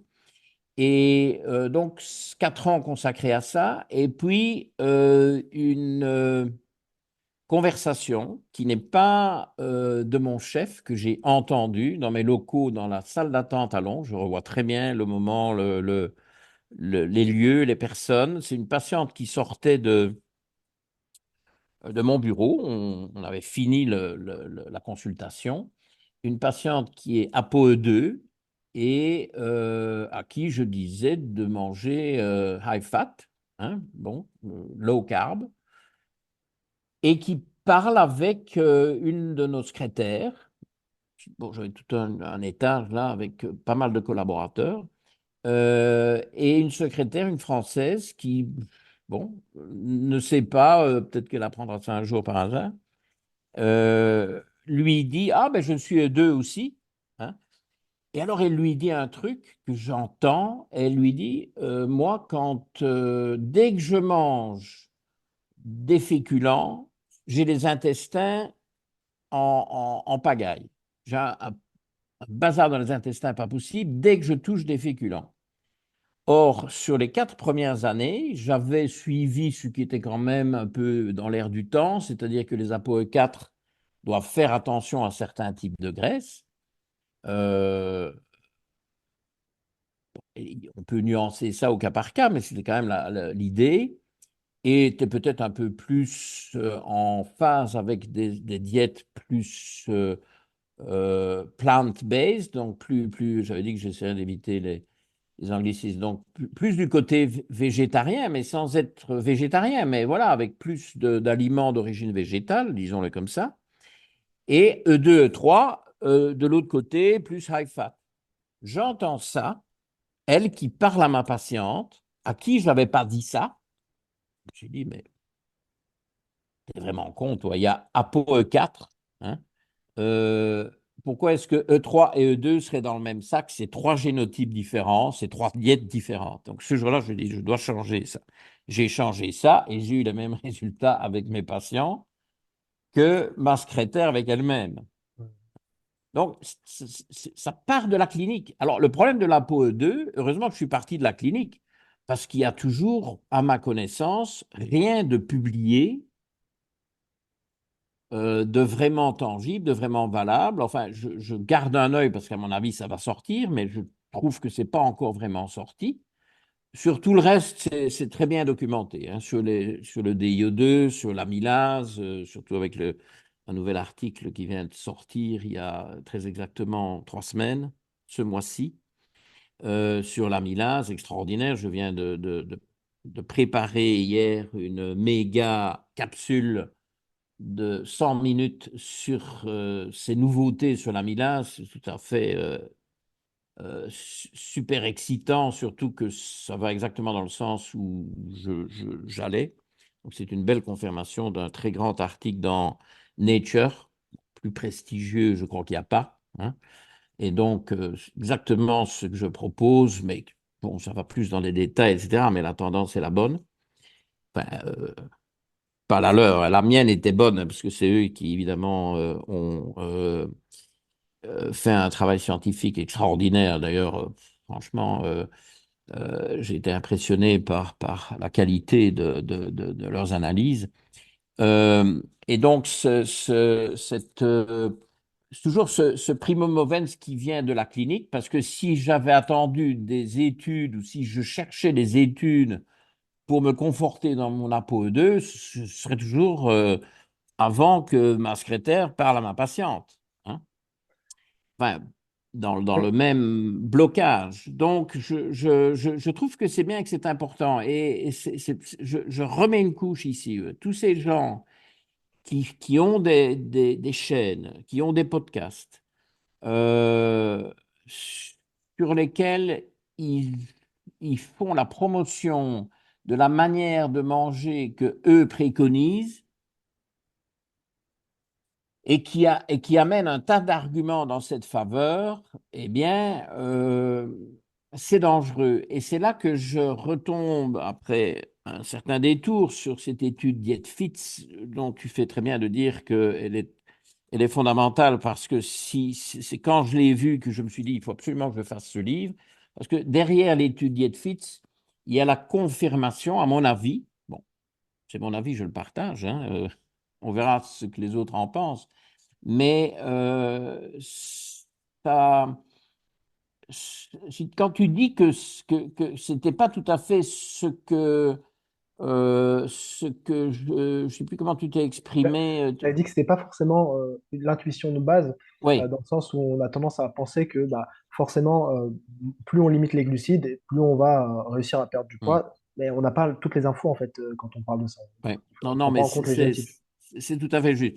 Ceci dit, j'étais bien au courant déjà avant cette étude-là qu'il y a quand même des gros blocs d'études scientifiques, c'est pas une ou deux, qui soutiennent le low fat, hein. Il y a des courants low fat et low carb. Et, je ne vais même pas rester sur le thème des études. Il y a des gens qui donnent des témoignages tout à fait crédibles. Il y a des médecins respectables qui se sont fait une immense réputation mondiale, hein, notamment dans les Américains, mais bon, qui sont suivis dans le monde entier, pour autant qu'on parle un peu anglais, qu'on regarde ce qu'ils ont écrit ou publié ou fait comme vidéo, qui sont persuadés qu'ils ont raison avec leur low fat ou leur low carb. Et ça, bon, je crois qu'on est tous en train d'entendre ça. Alors, celui qui est absolument acharné d'un des deux camps a envie de traiter les autres de menteurs, qu'on paye les gens pour raconter n'importe quoi, etc., ça ne résiste pas à l'examen, ça. Parce que, bon, il y a quand même des témoignages crédibles En fait, et des gens qui vont mieux. il y a peut-être aussi une forme de biais de recrutement, dans le sens où Oui, euh, toutes les personnes, par exemple, qui démarrent un régime low fat et qui ont énormément de résultats, vont faire énormément de bruit. Et à l'inverse, une personne qui fait oui. un régime low carb va avoir énormément de résultats parce que finalement, elle avait le génotype pour s'adapter à cette alimentation, elle Oui, ne le savait là, pas. tu brûles une étape, mais Ouais. effectivement, hein, tu brûles une étape. Bon, je te remercie, tu fais mon travail, mais donc ça, j'avais bien observé, et à un moment donné, il faut arrêter de dire c'est tous des cons dans l'autre camp. Ok. Mm. C'est vrai que je me trouvais un peu dans le camp du high fat, mais je disais, bon, pourquoi est-ce qu'il y a ces avis très divergents, hein? Et d'ailleurs, dans les chaînes YouTube, moi maintenant, tu me montres une chaîne que je ne connais pas, je fais deux, trois clics, clac, et je vois tout de suite, elles partent dans ces extrêmes-là, avec parfois des trucs vraiment hein, Mm. très agressifs et très extrêmes, ce qui est quand même parfois choquant. Et donc, cette étude Diet-Fits, pour bien y venir, pour moi, ça a été une révélation. Ça a été un moment, les Américains appellent ça des moments aha. Bon, c'est très américain, aha, hein, aha. Bon, les Anglais ne disent pas ça, mais bref. Euh, Ils ont 609 patients. ok, et qui répartissent en deux groupes égaux. Bon, on va dire, mais ils ne sont pas égaux parce que c'est un nombre impair. OK, il y en a 304 d'un côté, 305 de l'autre, tirés au sort. OK? C'est des obèses américains. Ça veut dire des vrais obèses, hein, parce que ce n'est pas des petits surpoids. C'est des gens qui ont énormément de poids à perdre, parfois des dizaines de kilos à perdre. Et qui donc, on enrôle dans cette étude qui dure 1 an. Il y a 22 nutritionnistes qui les suivent chaque semaine, qui s'assurent, qui respectent pour la moitié d'entre eux une diète high fat et pour l'autre moitié une diète high carb, low fat. Les conditions de tous ces prérequis de l'étude font l'objet d'une grande publication avec tous les détails. C'est très, très poussé. C'est un très gros budget. Le résultat va être publié dans JAMA en 2019, Journal of American Medical Association. Le nirvana de tout chercheur. Donc les mecs sont bourrés de fric. 609 patients obèses se disent on va trouver quelque chose, hein. On va enfin prouver que le high fat est meilleur, si c'est ça. Enfin, ils n'ont pas été jusqu'à dire qu'ils avaient. Ils pensaient que l'étude allait démontrer quelque chose à la fin. Et pour faire court, les résultats de l'étude, zéro. Il n'y a aucune valeur statistiquement significative de gain de perte de poids, plus dans un camp que dans l'autre. Alors, quand tu regardes les graphiques, parce qu'il y a des très bons graphiques, notamment ceux que j'ai remis dans le livre, où tu vois, sans aller dans des calculs statistiques savants, tu vois quand même qu'il y a un peu plus de perte de poids du côté high fat chez un peu plus de gens que du côté high carb. Mais ce n'est pas du tout spectaculaire. Déjà un peu de quoi être ébranlé. Pire que ça, dans les deux camps, tu as une proportion de gens, certes beaucoup plus faible, mais pas du tout négligeable, qui prennent du poids. Des obèses qui prennent du poids, les pauvres, on leur colle 1 an avec un nutritionniste sur le dos. Il y a 22 nutritionnistes temps plein pour s'occuper de ces gens. Temps plein, bon, je sais pas, peut-être qu'ils jouaient sur leur, faisaient des jeux vidéo entre les consultations, mais bon, avec des consultations hebdomadaires. Alors l'idée aussi, c'est que un très gros biais était évité par cette étude parce qu'on ne voulait pas recruter des gens à qui on allait enlever les trucs qu'ils aimaient bien et qu'ils allaient remplacer par des aliments de mauvaise qualité, par de la junk de l'autre côté ou ne sachant pas, etc. Donc tout a été très très bien encadré. Donc c'était des bonnes diètes, high fat ou high carb, mais avec des aliments sains, des aliments naturels, pas des aliments ultra Mais transformés, avec un déficit etc. calorique. Non, c'était pas. Enfin, écoute, je ne connais pas les détails de déficit calorique sur 1 an. Non, c'était vraiment une nouvelle répartition des. D'accord.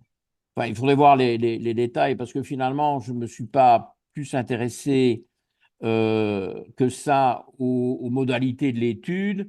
Je ne crois pas qu'il y avait un déficit calorique. Moi, ce que tu veux, qu'il y ait tant de gens qui aient pris du poids. Non, je pense que c'était plutôt normocalorique, mais surtout la composition des macronutriments qui étaient corrigés et assainir évidemment leur diète. Mais ce qui ressort de ça, à part le fait qu'il y en a dans les deux camps qui, au lieu de perdre du poids, en prennent, c'est aussi qu'ils avaient un peu, je crois, la même idée que moi, à une époque où j'étais déjà un peu sur cette idée-là, mais pas encore vraiment comme maintenant. Ils ont testé 3 génotypes chez tous ces sujets-là. Ok. Mais les 3 génotypes tournaient autour euh, de la sensibilité à l'insuline. Et ça a été un carnage total. Aucune, euh, Aucun résultat significatif. Donc, ces génotypes partaient dans tous les sens. Il n'y avait aucune tendance. Donc, ils avaient misé sur la sensibilité à l'insuline. Et là, ils sont totalement plantés. Ils le reconnaissent. Dans l'étude finale, c'est dit clairement. Okay, ce n'est pas mon avis, c'est eux qui admettent cet échec. Et je ne sais pas pourquoi ils ont été du côté de la sensibilité à l'insuline. Moi, ça me paraissait logique de proposer de manger selon ces génotypes. Le gros truc, c'est l'ApoE, évidemment, qui est quand même très important dans le métabolisme au sens large, mais surtout évidemment dans le métabolisme des lipides et des graisses. Hein, rôle clé, mais rôle très, très touffu, très complexe, mais quand même très clairement derrière la gestion des lipides. Donc, nous là avec les lipides. Et puis, euh, le, plus récemment, l'amylase salivaire, parce que chez l'humain, l'amylase pancréatique est beaucoup moins importante que la salivaire, ce qui n'est pas le cas chez les canidés, qui n'ont pas de salivaire, mais chez nous, c'est la salivaire. Donc l'amylase salivaire, qui est l'enzyme clé pour digérer les amidons. Bon, là, on est en plein dedans. Hein, donc c'est un deuxième grand groupe de macronutriments. Donc tu as les lipides d'un côté, tu as les glucides de l'autre, hein, les féculents, amidons, féculents. Alors, il y a des protéines, mais les protéines, je pense que tu seras d'accord pour dire que, bon, est-ce qu'on peut descendre trop bas dans moins de 20% de protéines dans son alimentation? Ça me paraît vraiment pas une très bonne idée. Les trucs hyper protéinés, ça a toujours été une catastrophe. Bref, les protéines, bon, ben là, on n'a quasiment pas de marge de manœuvre. Bon, évidemment, quand on est plus sportif, quand on veut plus développer sa masse musculaire, on peut augmenter, mais je dis dans le livre qu'entre 20 et 25%, ben, c'est à peu près tout ce qu'on peut gérer. Et donc, c'est pas là que l'équilibre va se faire entre les macronutriments. C'est toujours high fat ou high carb, ou Ou un mix. low fat si tu préfères. C'est toujours fat et carb. Mais personne ne vient mettre les protéines. Et ceux qui viennent mettre les protéines, ben alors, bon, je crois qu'ils ont un problème. Hein, high protein et low protein, ben, bon, ça n'existe pas, il ne faut pas en parler, c'est absurde. Un peu, un peu ajusté, d'accord, mais il n'y a pas des high et des low. C'est prendre suffisamment de protéines en fonction de son activité physique, en fonction de son âge, de l'avantage de protéines pour lutter contre la sarcopénie quand on devient plus âgé, ce à quoi je fais attention, etc. Bon, tout ça est méritoire, mais c'est infime. Les grands équilibres sont sur les graisses Les glucides. et les glucides ou les féculents. Alors, il reste évidemment un intrus là-dedans, c'est le DIO2. Le DIO2 est un génotype qui est, à première vue, spécifiquement thyroïdien. Et là, j'ai eu une révélation, un moment aha, comme je disais tout à l'heure, à l'américaine, mais vraiment, hein, moi, quand j'ai ces moments-là, enfin, l'été Fitz ne m'a pas mis dans cet état-là, mais quand j'ai découvert la paléogénomique, 2 mois avant que le prix Nobel récompense cette nouvelle science, euh, prix Nobel de médecine, hein, pas autre chose, euh, et que j'ai compris que la majorité des génotypes DIO2, donc un enzyme thyroïdien qui active les pro-hormones thyroïdiennes, T4 en hormones T3 qui sont celles qui donnent l'activité hormonale et qui donc se fichent, se collent sur les récepteurs qu'il y a dans toutes les cellules de l'organisme. Donc c'est un rôle énorme de ces hormones thyroïdiennes. Le gène DIO2 qui est derrière ça, qui code pour la déiodinase 2, donc qui enlève un iode, donc on passe de T4, 4 atomes d'iode, à T3, 3 atomes d'iode, déiodinase, donc on enlève un atome d'iode, toujours le même. Pour bien faire, eh bien, cette DIO2 qui, pour moi, jusque-là, me permettait de personnaliser mes traitements thyroïdiens, hein, euh, hormonaux a priori, ou décider que je donnais ou que je donnais pas, enfin toutes ces nuances, j'ai compris en lisant un article que la version que je rencontre le plus souvent de ce DIO2, que depuis j'ai appelé la version moderne, eh bien, donc le génotype moderne, eh bien, il n'existait pas il y a 20 000 ans. C'est un truc nouveau qui est sorti tiens-toi bien au Maroc, ou ailleurs qu'au Maroc, hein, soyons clairs. Non, mais dans le nord-est du Maroc, tout près de l'Algérie, on a trouvé dans une grotte là-bas deux spécimens. Il y avait énormément de fossiles. Donc maintenant, ils ont des technologies très, très sophistiquées pour quasiment décrypter la totalité d'un ADN avec un fragment qui se trouve au fond d'une racine dentaire dans un crâne. Hein. C'est ça qui change tout. La science change, hein, avec ces révolutions technologiques. Et là, il y avait deux individus sur tous ceux qu'on a testés qui avaient une version différente, une mutation du gène des IO2 et qui donc a donné lieu au génotype moderne qui, en 15 000 ans, donc on parle là du mésolithique, ce sont des gens qui commencent à manger plus de glucides, mésolithiques, qui sont déjà un peu plus sédentarisés. Hein, on est dans la transition du paléolithique vers le néolithique et ces gens-là présentent une mutation qui aujourd'hui, en tout cas en Europe, pas dans le monde, pas encore, mais en tout cas en Europe, est majoritaire. Et alors, le secret derrière ça, c'est que enfin le secret, la clé de compréhension du succès de cette mutation, il y a une partie B, mais dont je ne vais pas parler parce que ça nous emmène trop loin, j'en parle dans le livre. Le succès de cette mutation vient de ce que quand on mange de glucides, et les humains en ont mangé de plus en plus, hein, avec l'avènement du néolithique et les tendances modernes de manger des pâtes et des risottos et des pizzas et du pain à gogo. Cet avènement du néolithique a amené énormément de glucides dans l'alimentation et plus on mange de glucides, plus il faut d'hormones thyroïdiennes actives T3 pour tenir son métabolisme disons, en alignement avec une diète plus glucidique. Et donc, il est tout à fait normal que quand les humains d'aujourd'hui ont, par le hasard voilà, de l'hérédité, hein, tout dépend des parents qu'on a, et tout ça, c'est très, très fortement entremêlé. Les migrations, c'est à Capharnaüm, bien plus compliqué que ce qu'on pourrait croire, surtout en Europe, plus encore que partout ailleurs. Eh bien, ces mutations n'ont pas toujours amené la version moderne du gène. Il y a des humains aujourd'hui qui ont le même génotype que les Homo sapiens il y a 20 000 ans.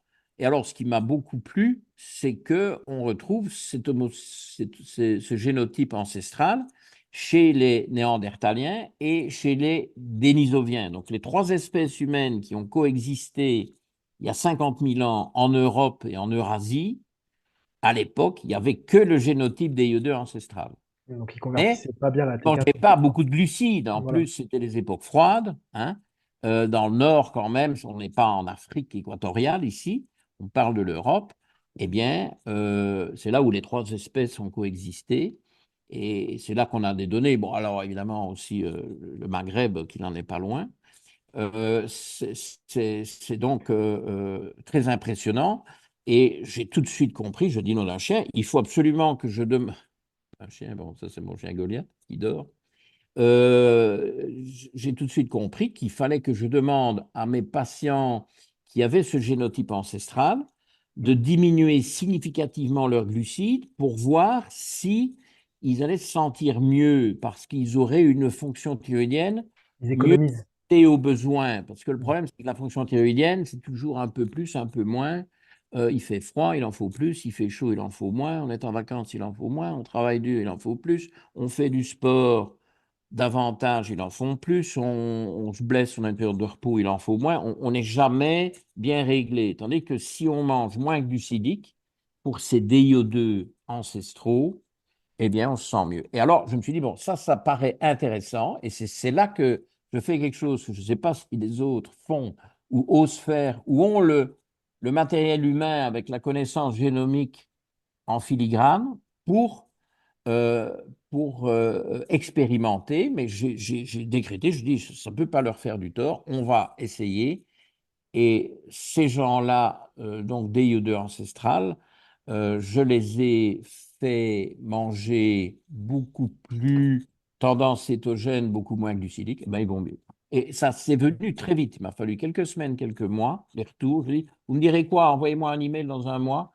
Hein, dites-moi si vous trouvez que, etc. Et là, bon, ça fait maintenant 2 ans. Sur le plan clinique, c'est évident. Donc, j'ai trouvé ça très important et j'ai inclus ça dans mon algorithme qui est présenté dans le livre d'une manière d'ailleurs assez lourde. Donc, le rôle du DIO2, du génotype DIO2 dans mon Tu le algorithme, places avant l'amylase.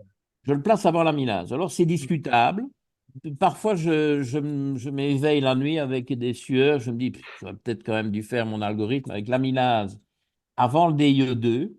Je ne sais toujours pas. L'avenir nous dira s'il faut que je change. Hein, parce que, bon, voilà, ceci, c'est un chantier. Je Mm. lance un chantier ici, hein, tout nouveau. Donc, je dis toujours, j'ai eu quelques douzaines de réactions de mes patients, et puis ça a duré quand même pas mal d'années. Et puis, j'ai étendu ça à des collègues que je forme et avec qui nous collaborons et que je supervise. Et puis, il y a eu l'aventure YouTube depuis 4 ans qui tout doucement a amené, alors je parle de génomique sur YouTube depuis 3 ans.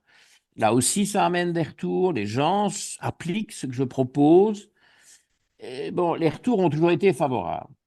Sur le terrain, de mes collègues, de YouTube, il n'y a pas vraiment, sauf exception, mais je veux dire, c'est vraiment, si c'est des exceptions, elles sont exceptionnelles, ce qui d'ailleurs caractérise les exceptions, mais enfin, vous aurez compris ça. Il y a pas vraiment, genre, là, là, vous m'avez envoyé vraiment, là, c'est une catastrophe. Donc, il n'y a pas trop.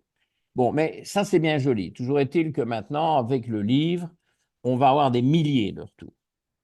Ok. Mm. Donc là, ça va être beaucoup plus fiable, beaucoup plus significatif. Et des retours qui vont. Je commence, je commence déjà à en avoir parce qu'il y en a qui ont appliqué ça, puis qui voient dans le livre et disent, ah, mais je fais ça avec mes patients, hein, et ça marche. Bon, ben, c'est vraiment le tout début. Hein. Tu vois, je vais juste rebondir sur cette histoire de T3 et des besoins augmentés en T3 quand l'apport glucidique est plus important. Ça, Hum. c'est quelque chose que, quand j'ai commencé à m'intéresser à la fonction thyroïdienne vraiment en profondeur, il y a 5 ans à peu près, euh, je comprenais pas, en fait, pourquoi il fallait manger plus de glucides pour augmenter la T3. Et en fait, ce que j'ai compris aujourd'hui, c'est qu'on prenait le problème à l'envers. C'est-à-dire qu'on partait de la biologie en se disant, on veut que la Ah T3 oui, soit haute, et pour que la T3 soit haute, bon, on va augmenter les glucides pour non. forcer la conversion de la T4 en T3. Et quand j'ai écouté tes capsules au début, j'ai commencé 2020, quand tu as commencé à peu près, euh, je ne comprenais pas ce décalage. Je me disais, mais attends, on veut que la T3 soit haute ou pas? Et en fait, ce que j'ai compris, c'est qu'on veut économiser la T3. Et on Oui, veut que le corps ait besoin de moins de T3 pour oui, fonctionner. Donc, du coup, on peut avoir des biologies avec des T3 libres un peu plus basses, mais les personnes qui ont plus chaud, qui ont moins de symptômes voilà. d'hypothyroïdie, parce qu'il n'y a pas cette recherche. C'est d'abord la clinique avant la biologie. Oui, oui. Mais comme nos ancêtres, est-ce qu'on peut aller soupçonner nos ancêtres qui mettaient un mammouth à genoux, hein, au sens littéral du terme, avec des outils, avec des armes vraiment rudimentaires? Bon, ils avaient quand même des arcs, des flèches et des lances, mais bon, on parle bien de mammouth. Euh, et qu'ils étaient hypothyroïdiens, et qu'ils manquaient de T3, et qu'ils avaient froid, et qu'ils étaient constipés, et déprimés, et qu'ils perdaient leurs cheveux. Bon, excuse-moi, mais... Hein, donc, il n'y a rien à faire. Il y a là quelque chose qui rend les tendances hypothyroïdiennes cliniques. Je pense que tous les gens de terrain voient, c'est épidémique. Il y a des tonnes de gens qui ont quand même si pas une hypothyroïdie flamboyante, mais qui ont quand même une clinique avec des relents hypothyroïdiens. Est-ce que l'humain est subitement devenu hypothyroïdien alors que nos ancêtres ne l'étaient pas? Eh bien, c'est bien ce que tu as compris, que je suis d'ailleurs tout à fait incapable d'expliquer au niveau moléculaire, mais il est un fait. Parce qu'il faut accepter les faits aussi. Docteur Mouton, elle est où l'étude PubMed qui prouve ça? Bon, d'abord, il n'y a pas d'étude PubMed qui prouve quoi que ce soit, puisque, comme on le disait tout à l'heure, on trouvera toujours une étude PubMed qui dit plus ou moins l'inverse. Mais il n'y a pas besoin d'une étude PubMed qui prouve ça. tout praticien qui travaille les diètes et qui a des patients hypothyroïdiens, que ce soit lui qui prescrive les hormones ou que ce soit un naturopathe comme toi ou un nutritionniste qui gère ces patients-là au jour le jour, si on passe d'une diète qui est trop glucidique vers une diète qui est plus high fat et qu'on ne change pas le traitement hormonal thyroïdien, les gens font de l'insomnie, des extrasystoles, deviennent hargneux, ils ont trop avec leur traitement antérieur. On est Ouais, obligé de réduire leur traitement hormonal thyroïdien parce qu'on a changé l'alimentation. c'est une Et bonne ça, chose. on le voit, tout le monde le voit si on regarde, si on fait un peu attention, hein. Mm. Donc voilà, on n'a pas nécessairement des explications moléculaires, mais le fait est là et il correspond à cette histoire de l'humanité. Moi, j'ai quand même un peu du mal avec ceux qui disent, oh oui, mais tout ça, ça n'a pas d'intérêt parce que on ne saura jamais exactement ce qui se passait dans la préhistoire. Bon, bah, écoute, quand on voit les technologies, on en apprend de plus en plus. Qu'on connaisse seulement la pointe de l'iceberg, je veux bien l'admettre. Mais on en apprend de plus en plus. Et donc, ces gens-là prétendent que ce qu'il faut faire, c'est regarder l'humain d'aujourd'hui et on s'occupe que de ça. Bon, l'humain d'aujourd'hui résulte de ces milliers de générations antérieures, hein, et les chiffres sont très importants. Et ça, les chiffres que je propose dans le livre, d'ailleurs, ce sont les miens. Donc, ce n'est pas sujet à biais, etc. C'est mes chiffres. Alors, tout ce qui est génomique, c'est donc génétique, donc c'est extrêmement encadré au niveau de la confidentialité, hein. Et donc, je ne me suis même pas permis d'aller chercher les génotypes de mes collègues qui pourtant sont sous ma supervision. J'ai accès à leurs dossiers médicaux, j'ai accès à leurs génotypes, mais je n'en fais pas état. Je ne fais état que de mes patients.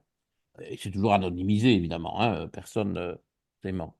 Donc, ça reste quand même une base suffisante avec à peu près 2000 personnes, ce qui est quand même un chiffre tout à fait significatif. Et puisqu'on parle de chiffres, il y a 13% d'humains que j'ai soignés ou que je soigne toujours qui ont un DIO2 euh, paléolithique, un DIO2 ancestral. Eh bien, ceux-là doivent manger moins de glucides que ceux qui ont un DIO2 moderne. Quand, Et ça quand- leur va bien. 13%. Alors, c'est pas la majorité. Il y a beaucoup d'hétérozygotes qui sont en transition entre l'ancestral et le moderne, comme moi, chez qui, bon, ça joue à la marge, ok? Mais ceux qui sont ancestraux, qui ont ce génotype du paléolithique, c'est important. Et je le vois tous les jours. Alors, on parle, un mot pour l'amylase, parce que le chiffre est impressionnant. Ceux qui ont un génotype de l'amylase salivaire totalement modernisé, c'est-à-dire les deux copies du gène, parce qu'il y en a beaucoup qui sont hétérozygotes, donc des amylases modernes, il n'y en a que 6%. Et ceux-là sont bien adaptés aux glucides. Et donc, pourquoi est-ce que chez ceux-là, on va venir avec nos grandes théories high fat?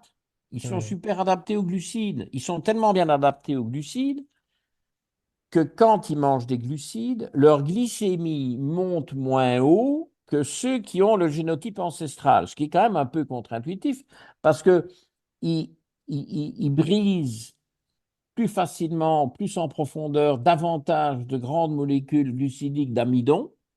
Donc, ils libèrent beaucoup de glucose de ces amidons que les Ouais. autres ne savent pas digérer. Eux, les ancestraux envoient leurs amidons comme, comme engrais pour leur dysbiose intestinale de fermentation. Bon, ce n'est pas une très bonne idée, mais ils n'en font pas du glucose puisqu'ils ne savent pas le découper en petits morceaux glucidiques, qui sont plutôt du maltose, du maltotriose, et puis ça, c'est digéré la bordure en brosse de l'intestin grêle, donc dans la muqueuse de l'intestin.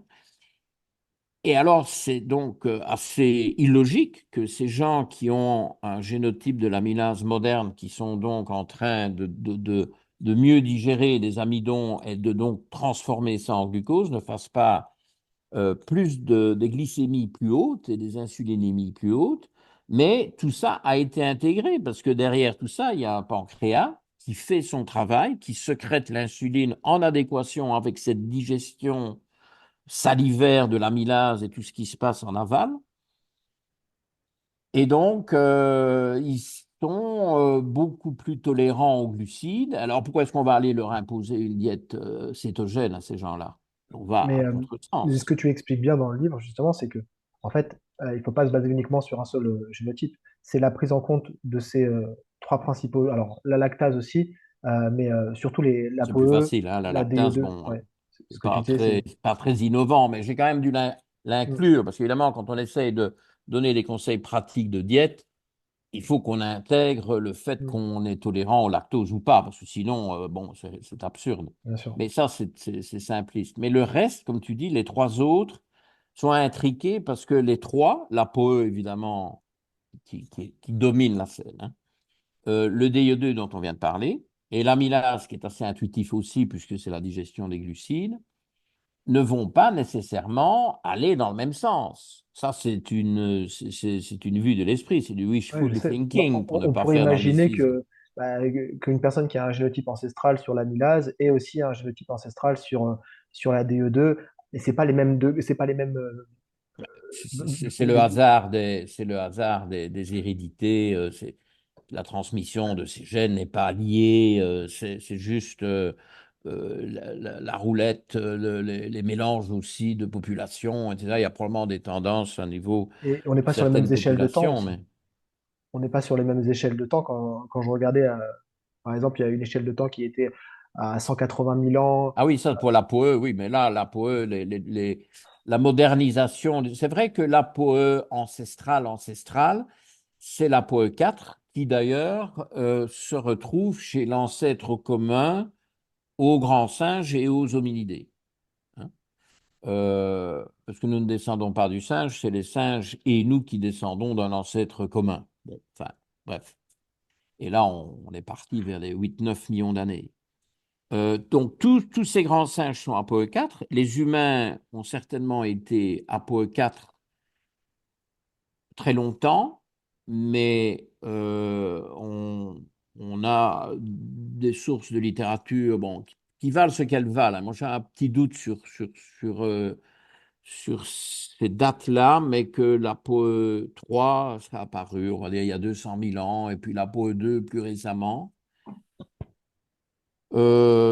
Mais la PoE 4 était évidemment à l'origine. Apparemment, les Dénisoviens sont en PoE 4, mais bon, on n'en connaît pas beaucoup, donc ça restera à confirmer. Figure-toi que les Néandertaliens, on n'est même pas tout à fait certain de leur ApoE 4.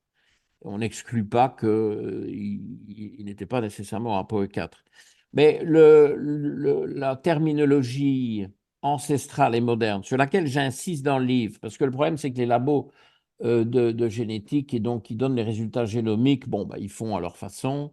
Ils en sont toujours à la terminologie euh, sauvage et variant. Bon, alors, si on prend l'exemple du DIE2, c'est la cata, parce que sauvage, ben, c'est le moderne et variant, c'est l'ancestral. Alors, moi, je trouve que appeler variant ce qui est ancestral, C'est bon, c'est contre-intuitif, hein. malvenu parce qu'on aurait envie d'appeler ça sauvage. Mm. Et la modernisation, on aurait envie d'appeler ça variant. C'est une variante moderne. Bon, bref, Et à oublions ce l'envers. bâtard, hein. Moi, j'ai tout construit l'algorithme sur ancestral et moderne. Et parfois, il faut euh, absolument faire euh, une recherche pour être certain d'être sur la bonne ligne, ce que le labo doit pouvoir aider à conclure. Et si ce n'est pas le cas, ben, il faut que le prescripteur ou celui qui a suggéré de tester ça s'en occupe. Et puis alors, il faut aussi bien se dire que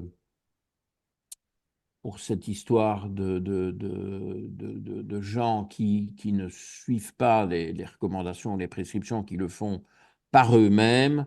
Mais en général, s'ils le font par eux-mêmes, c'est parce qu'ils ont fait des recherches, ils ont beaucoup écouté, ils auront, espérons, peut-être le livre en main et ça va leur permettre de retomber sur leurs pattes. Ok. Alors, on arrive sur cette dernière partie, donc encore quelques questions et on va conclure hein, pour que ce soit digeste. J'aimerais qu'on aborde la diète cétogène, la diète carnivore, on en a déjà un petit peu parlé en début d'interview. C'est des diètes qu'on retrouve beaucoup sur les chaînes YouTube américaines qui arrivent en France, on en parle de plus en plus en France. En général, en France, on dit qu'on a 5 ans de retard.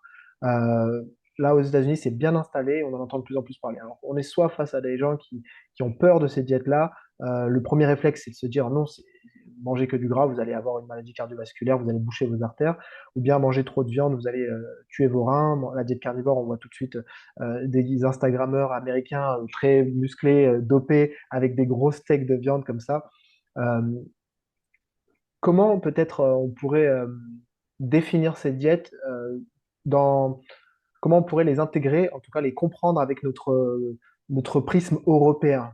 Parce que c'est quand même très récent de parler de ça, surtout en France. En France, quand on voit les documentaires télévisés qui parlent de la diète cétogène, on nous dit que c'est que pour les enfants épileptiques, que c'est que dans certains cas le diabète de type 1 et qu'il faut surtout pas pratiquer ça tout seul.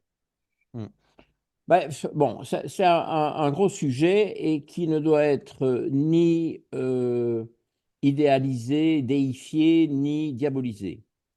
On va commencer par le cétogène. Moi, je me suis intéressé au cétogène avec un a priori favorable, étant donné que c'est une diète qui convient en tant que traitement dans toute une série de pathologies, hein. Et alors, un grand paradoxe qui d'ailleurs induit je trouve, des dérives tout à fait critiquables, médicalement ineptes. Et je m'en explique. Je reviens à ce fameux génotype ApoE4, hein, E4. Il est clair que le 4 augmente le risque d'Alzheimer d'une manière significative, on en a parlé. Maintenant, euh, aller jusqu'à recommander une diète cétogène pour les ApoE4 parce que une fois qu'on a développé la pathologie, en particulier neurologique, la maladie d'Alzheimer, dire que ça aide ces gens-là, c'est vrai. Mais ce n'est pas parce qu'une stratégie médicale et notamment nutritionnelle aide les malades que c'est la même stratégie qui va prévenir la maladie. Cette extrapolation, avant de l'émettre, elle doit être confirmée par une tonne de preuves scientifiques qui Alors, n'existent pas, hein. dans, Ou dans alors il y a le, toujours une étude ou l'autre un peu déviante, mais en général, les études dont on dispose ne vont pas du tout recommander les graisses saturées et le cholestérol chez les ApoE4, puisque c'est plutôt l'inverse. Mais le fait que la diète cétogène aide les Alzheimer débutants, ce que je ne remets pas du tout en question, permet à ceux qui en font un business, et je n'ai pas peur de mes mots, de généraliser et de dire pour ne pas avoir l'Alzheimer, c'est la diète qui vous convient, et la preuve, c'est que c'est la diète de tous nos ancêtres. Et tout ça est faux. Tout ça, c'est du mensonge. Donc, c'est un sujet complexe qui doit être personnalisé, qu'il faut voir chez qui ça convient, mais le fait que ces diètes cétogènes aident beaucoup de gens qui sont en résistance à l'insuline, qui sont en prédiabète, qui sont en diabète de type 2, qui sont en surpoids, c'est évident. Quand même en médecine, et pour les naturopathes, je crois que c'est le même type de serment, d'abord ne pas nuire, primum non nocere. Et donc, avant de trop embarquer dans une diète cétogène, quelques marqueurs métaboliques pour savoir un peu où on se trouve, ça c'est banal, tout le monde sait les avoir. Au moins le génotype ApoE pour être sûr que si on est sur de l'ApoE4, je ne dis pas que ça contre-indique la diète cétogène, elle peut être adaptée, on peut aller vers du high fat sans nécessairement aller vers du high cholestérol et du high acide gras saturé. Donc, il faut une prudence. Il y a même des ApoE4 chez qui les paramètres métaboliques sont très bons. Et donc là, on peut voir venir. Puis c'est des gens plus jeunes, puis c'est des gens fort actifs. Donc, de nouveau, il faut faire au cas par cas. Mais le danger vient de ce que moi j'ai appelé des sectogènes et je revendique le terme. Le terme sectogène, s'il commence à circuler, c'est de moi. Les sectogènes, ce sont des gens qui ont poussé l'algorithme au maximum, profitant de bienfaits qui sont tout à fait documentés pour généraliser, systématiser et dire qu'il faut imposer ça à toute l'humanité et que des gens qui ont des taux de cholestérol, puisqu'on parle de 200 comme étant un chiffre, voilà, un peu un seuil artificiellement bas, je vais bien le reconnaître. Certains le tirent plus haut, la statistique serait plus de 165. Il y en a d'autres qui disent 300, c'est très bien. Bon, là, ça commence à devenir un peu plus préoccupant. Mais les sectogènes te disent, tu as 900 de cholestérol, c'est très bien parce que tout ce qu'on entend dire, c'est le dogme lipidique. Et ils n'ont pas les preuves, ils n'ont pas la première preuve de gens qui vivent, c'est nouveau ces diètes, alors qu'on me montre des preuves de gens qui vivent avec un cholestérol 4 fois trop élevé et qui sont très bien 10 ans après, et chez qui on a fait des...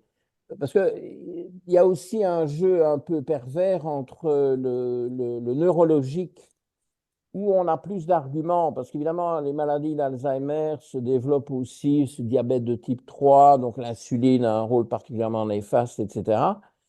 Et pour échapper aux critiques, ils se focalisent sur le neurologique, où ils ont un peu plus d'arguments, mais ils bottent en touche sur le cardiologique. Hein. Or, moi je veux bien, mais il ne faut pas échapper à L'argument, l'Alzheimer et pour le c'est plaisir ça. de se faire un AVC ou L'argument pour Alzheimer, c'est le fait un de infarctus diminuer la périapital. résistance à l'insuline au niveau neurologique, avec l'argument de diabète de type 3, Oui. ce qui est Ben vrai, oui, mais mais on ne sait pas ce qu'on déséquilibre de l'autre côté, hein. ben, bon, de toute façon, tout ça est un peu caricatural, un peu binaire. J'ai horreur du binaire. Le binaire, c'est pas du tout ce que toi et moi nous faisons dans nos boulots respectifs. On a des trucs beaucoup plus nuancés. Le binaire, c'est le monde de la médecine classique. On coche des cases, on ne les coche pas, on donne un médicament ou on ne le donne pas. On ne le donne même pas à une dose personnalisée. Bon, voilà, c'est la posologie. C'est quelle posologie? Ben là, standard, tu pèses 100 kilos, tu pèses 50 kilos, tout le monde a la même posologie. Enfin bon. Donc, ça, c'est pas bon du tout. Ce que ces sectogènes amènent, c'est une espèce de haine de l'insuline qui leur donne tous les prétextes pour exterminer tous les glucides. Bon, d'abord, on fait de l'insuline en mangeant les protéines et les lipides aussi, hein, tout est une question de proportion, d'équilibre et de personne. Et puis, ils ont l'air de dire que tant qu'on mange des glucides, on va être hyperinsulinique. Moi, je leur dis, mais minute, vous sortez ça d'où? Moi, mes patients ne sont pas hyperinsuliniques, ils ne sont pas tous en cétogène. Quelques-uns sont en cétogène, mais la majorité ne sont pas en cétogène, mais ils ne sont pas hyperinsuliniques pour la cause. Tu vois, c'est binaire. Ouais. Ou on mange cétogène et on échappe à l'hyperinsulinisme, ou on mange des glucides et on a une résistance à l'insuline ou un excès d'insuline. Il y a tellement Euh, d'autres paramètres, hein. On parlait de la fonction thyroïdienne qui va avoir une incidence oui. considérable sur le métabolisme des glucides. On parlait Oui, aussi du c'est microbiote. caricatural, c'est caricatural. Le monde vivant ce n'est pas binaire, il n'est pas caricatural comme ça. Il y a toutes les nuances de gris. Hein. Et voilà, l'identification des génotypes, une prudence avec certains génotypes. Moi, je dirais que la prudence, avant de s'embarquer dans du cétogène, serait de vérifier qu'on n'a pas de génotype ApoE4, auquel cas on doit être plus prudent. C'est pas un interdit. Hein. Il y en a qui réagissent un peu, qui surréagissent un peu. Je n'interdis pas, mais il faut le faire de façon beaucoup plus progressive et attentive et être certain de l'évolution de ces paramètres, notamment des marqueurs métaboliques. Par contre, si on tombe sur un ApoE2, ben là, on est encouragé. Hein. tenir compte aussi, par exemple, de l'amylase salivaire, parce que si euh, on est super bien adapté aux glucides, qu'on a la chance d'avoir, enfin, la chance, bon, je ne sais rien si c'est une chance, mais qu'on a le fait d'avoir un génotype moderne pour l'amylase, pourquoi est-ce qu'il faut se priver de glucides qu'on gère beaucoup mieux que les autres, tu vois? Mm. Bon, voilà, ben, c'est une démarche de personnalisation qui s'oppose à la dogmatisation, au mode. Hein.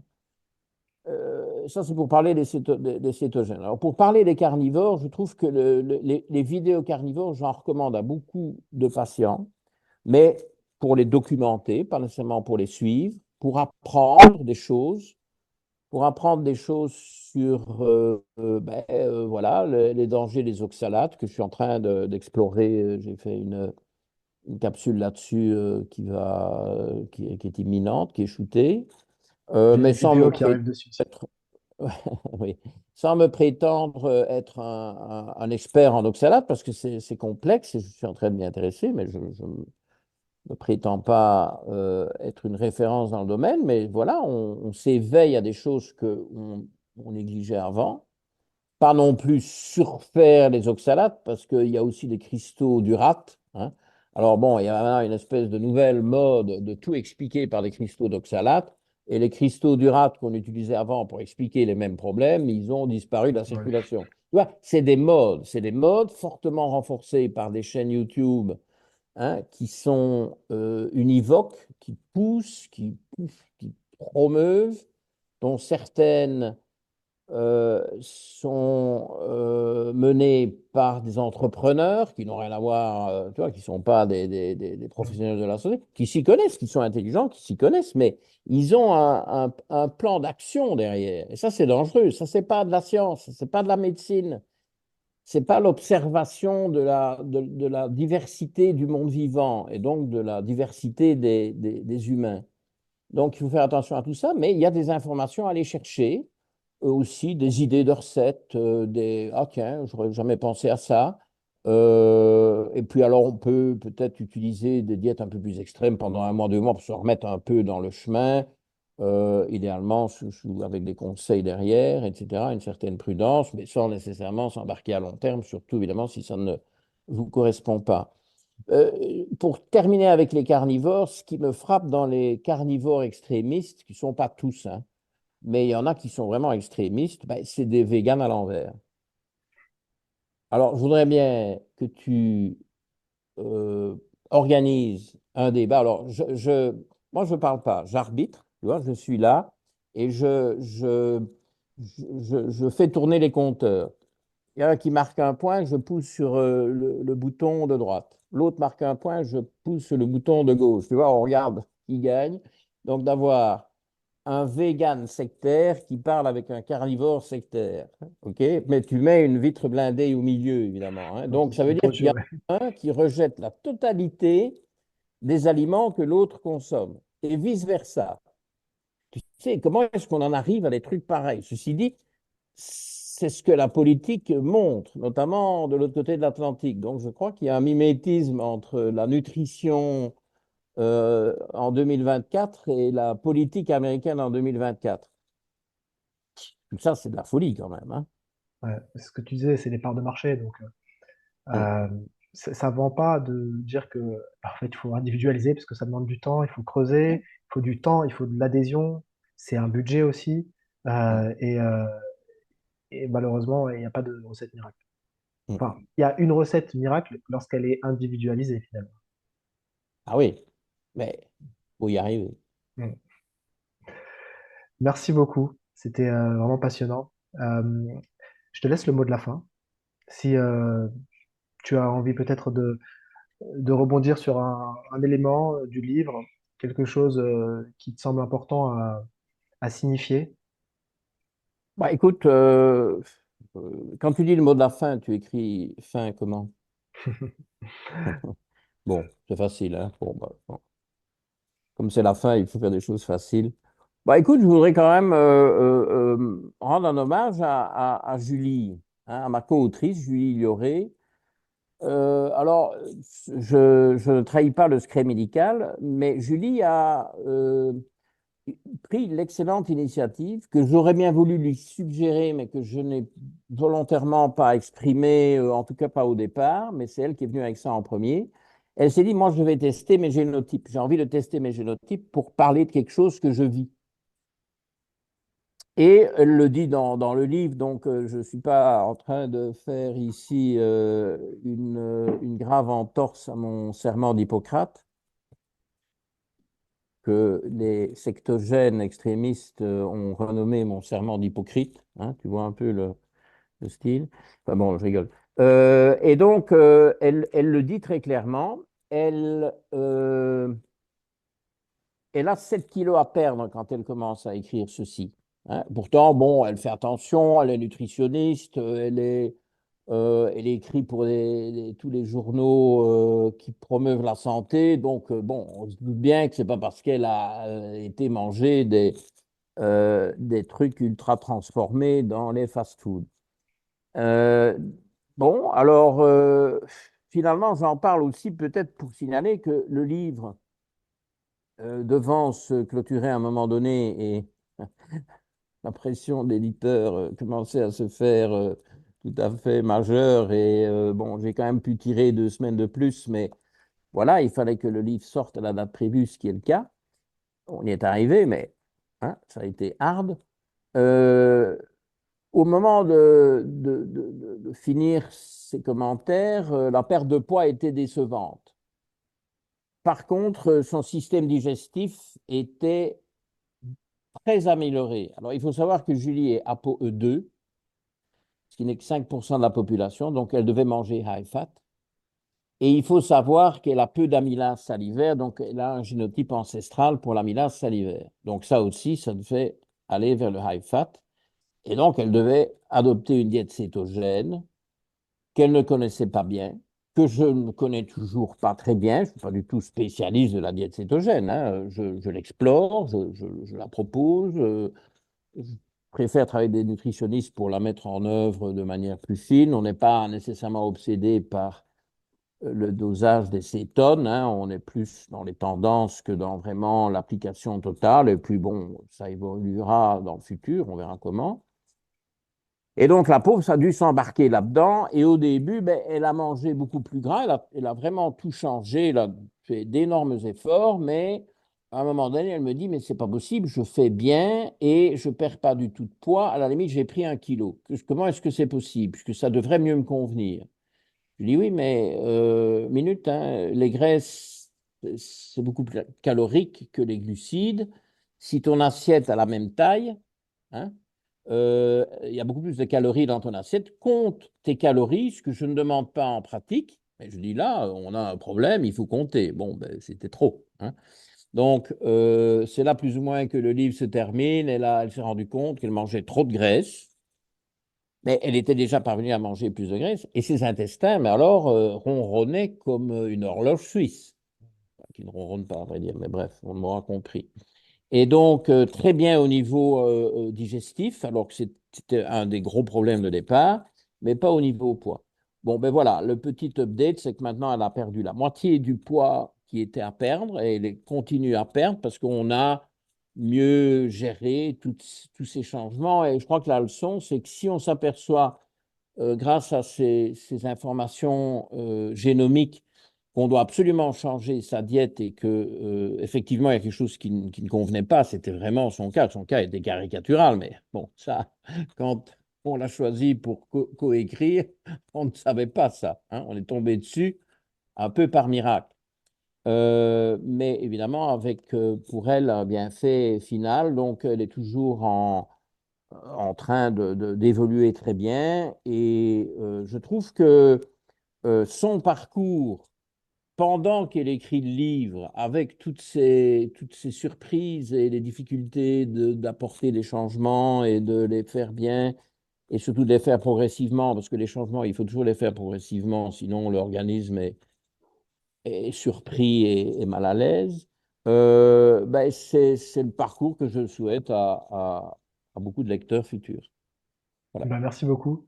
Je mets, pour ceux qui ne te connaîtraient pas, mais ça m'étonnerait, ta page YouTube dans la description. Le livre disponible chez Exuvie, alors c'est un peu flou avec mon écran. Euh, voilà, je mange selon mes génotypes. Ça se lit facilement, c'est accessible à tout le monde et c'est, je pense, un indispensable pour tous les thérapeutes. En tout cas, aujourd'hui, je me vois pas réfléchir sur une diète sans demander si possible, hein, parce que malheureusement, tout le monde ne peut pas tester ses génotypes. Mais en tout cas, je pense que c'est vraiment un must, une Mais c'est un nécessité. investissement que si on décide de le faire, on fait une fois dans sa vie. Parce que comme Oui, voilà, j'espère c'est avoir ça. bien fait comprendre, les génotypes, ben, c'est à vie, c'est pas l'épigénétique, gna gna gna gna. Une fois qu'on connaît ces génotypes, ben, on les teste une fois, on les teste pour toujours. Donc c'est une dépense unique.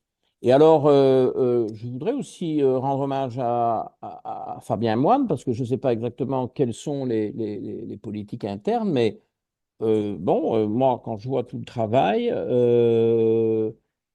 il vend ce livre à 18 euros, c'est quand même assez démocratique, et donc ça le met à la portée de pas mal de gens. Tout à fait.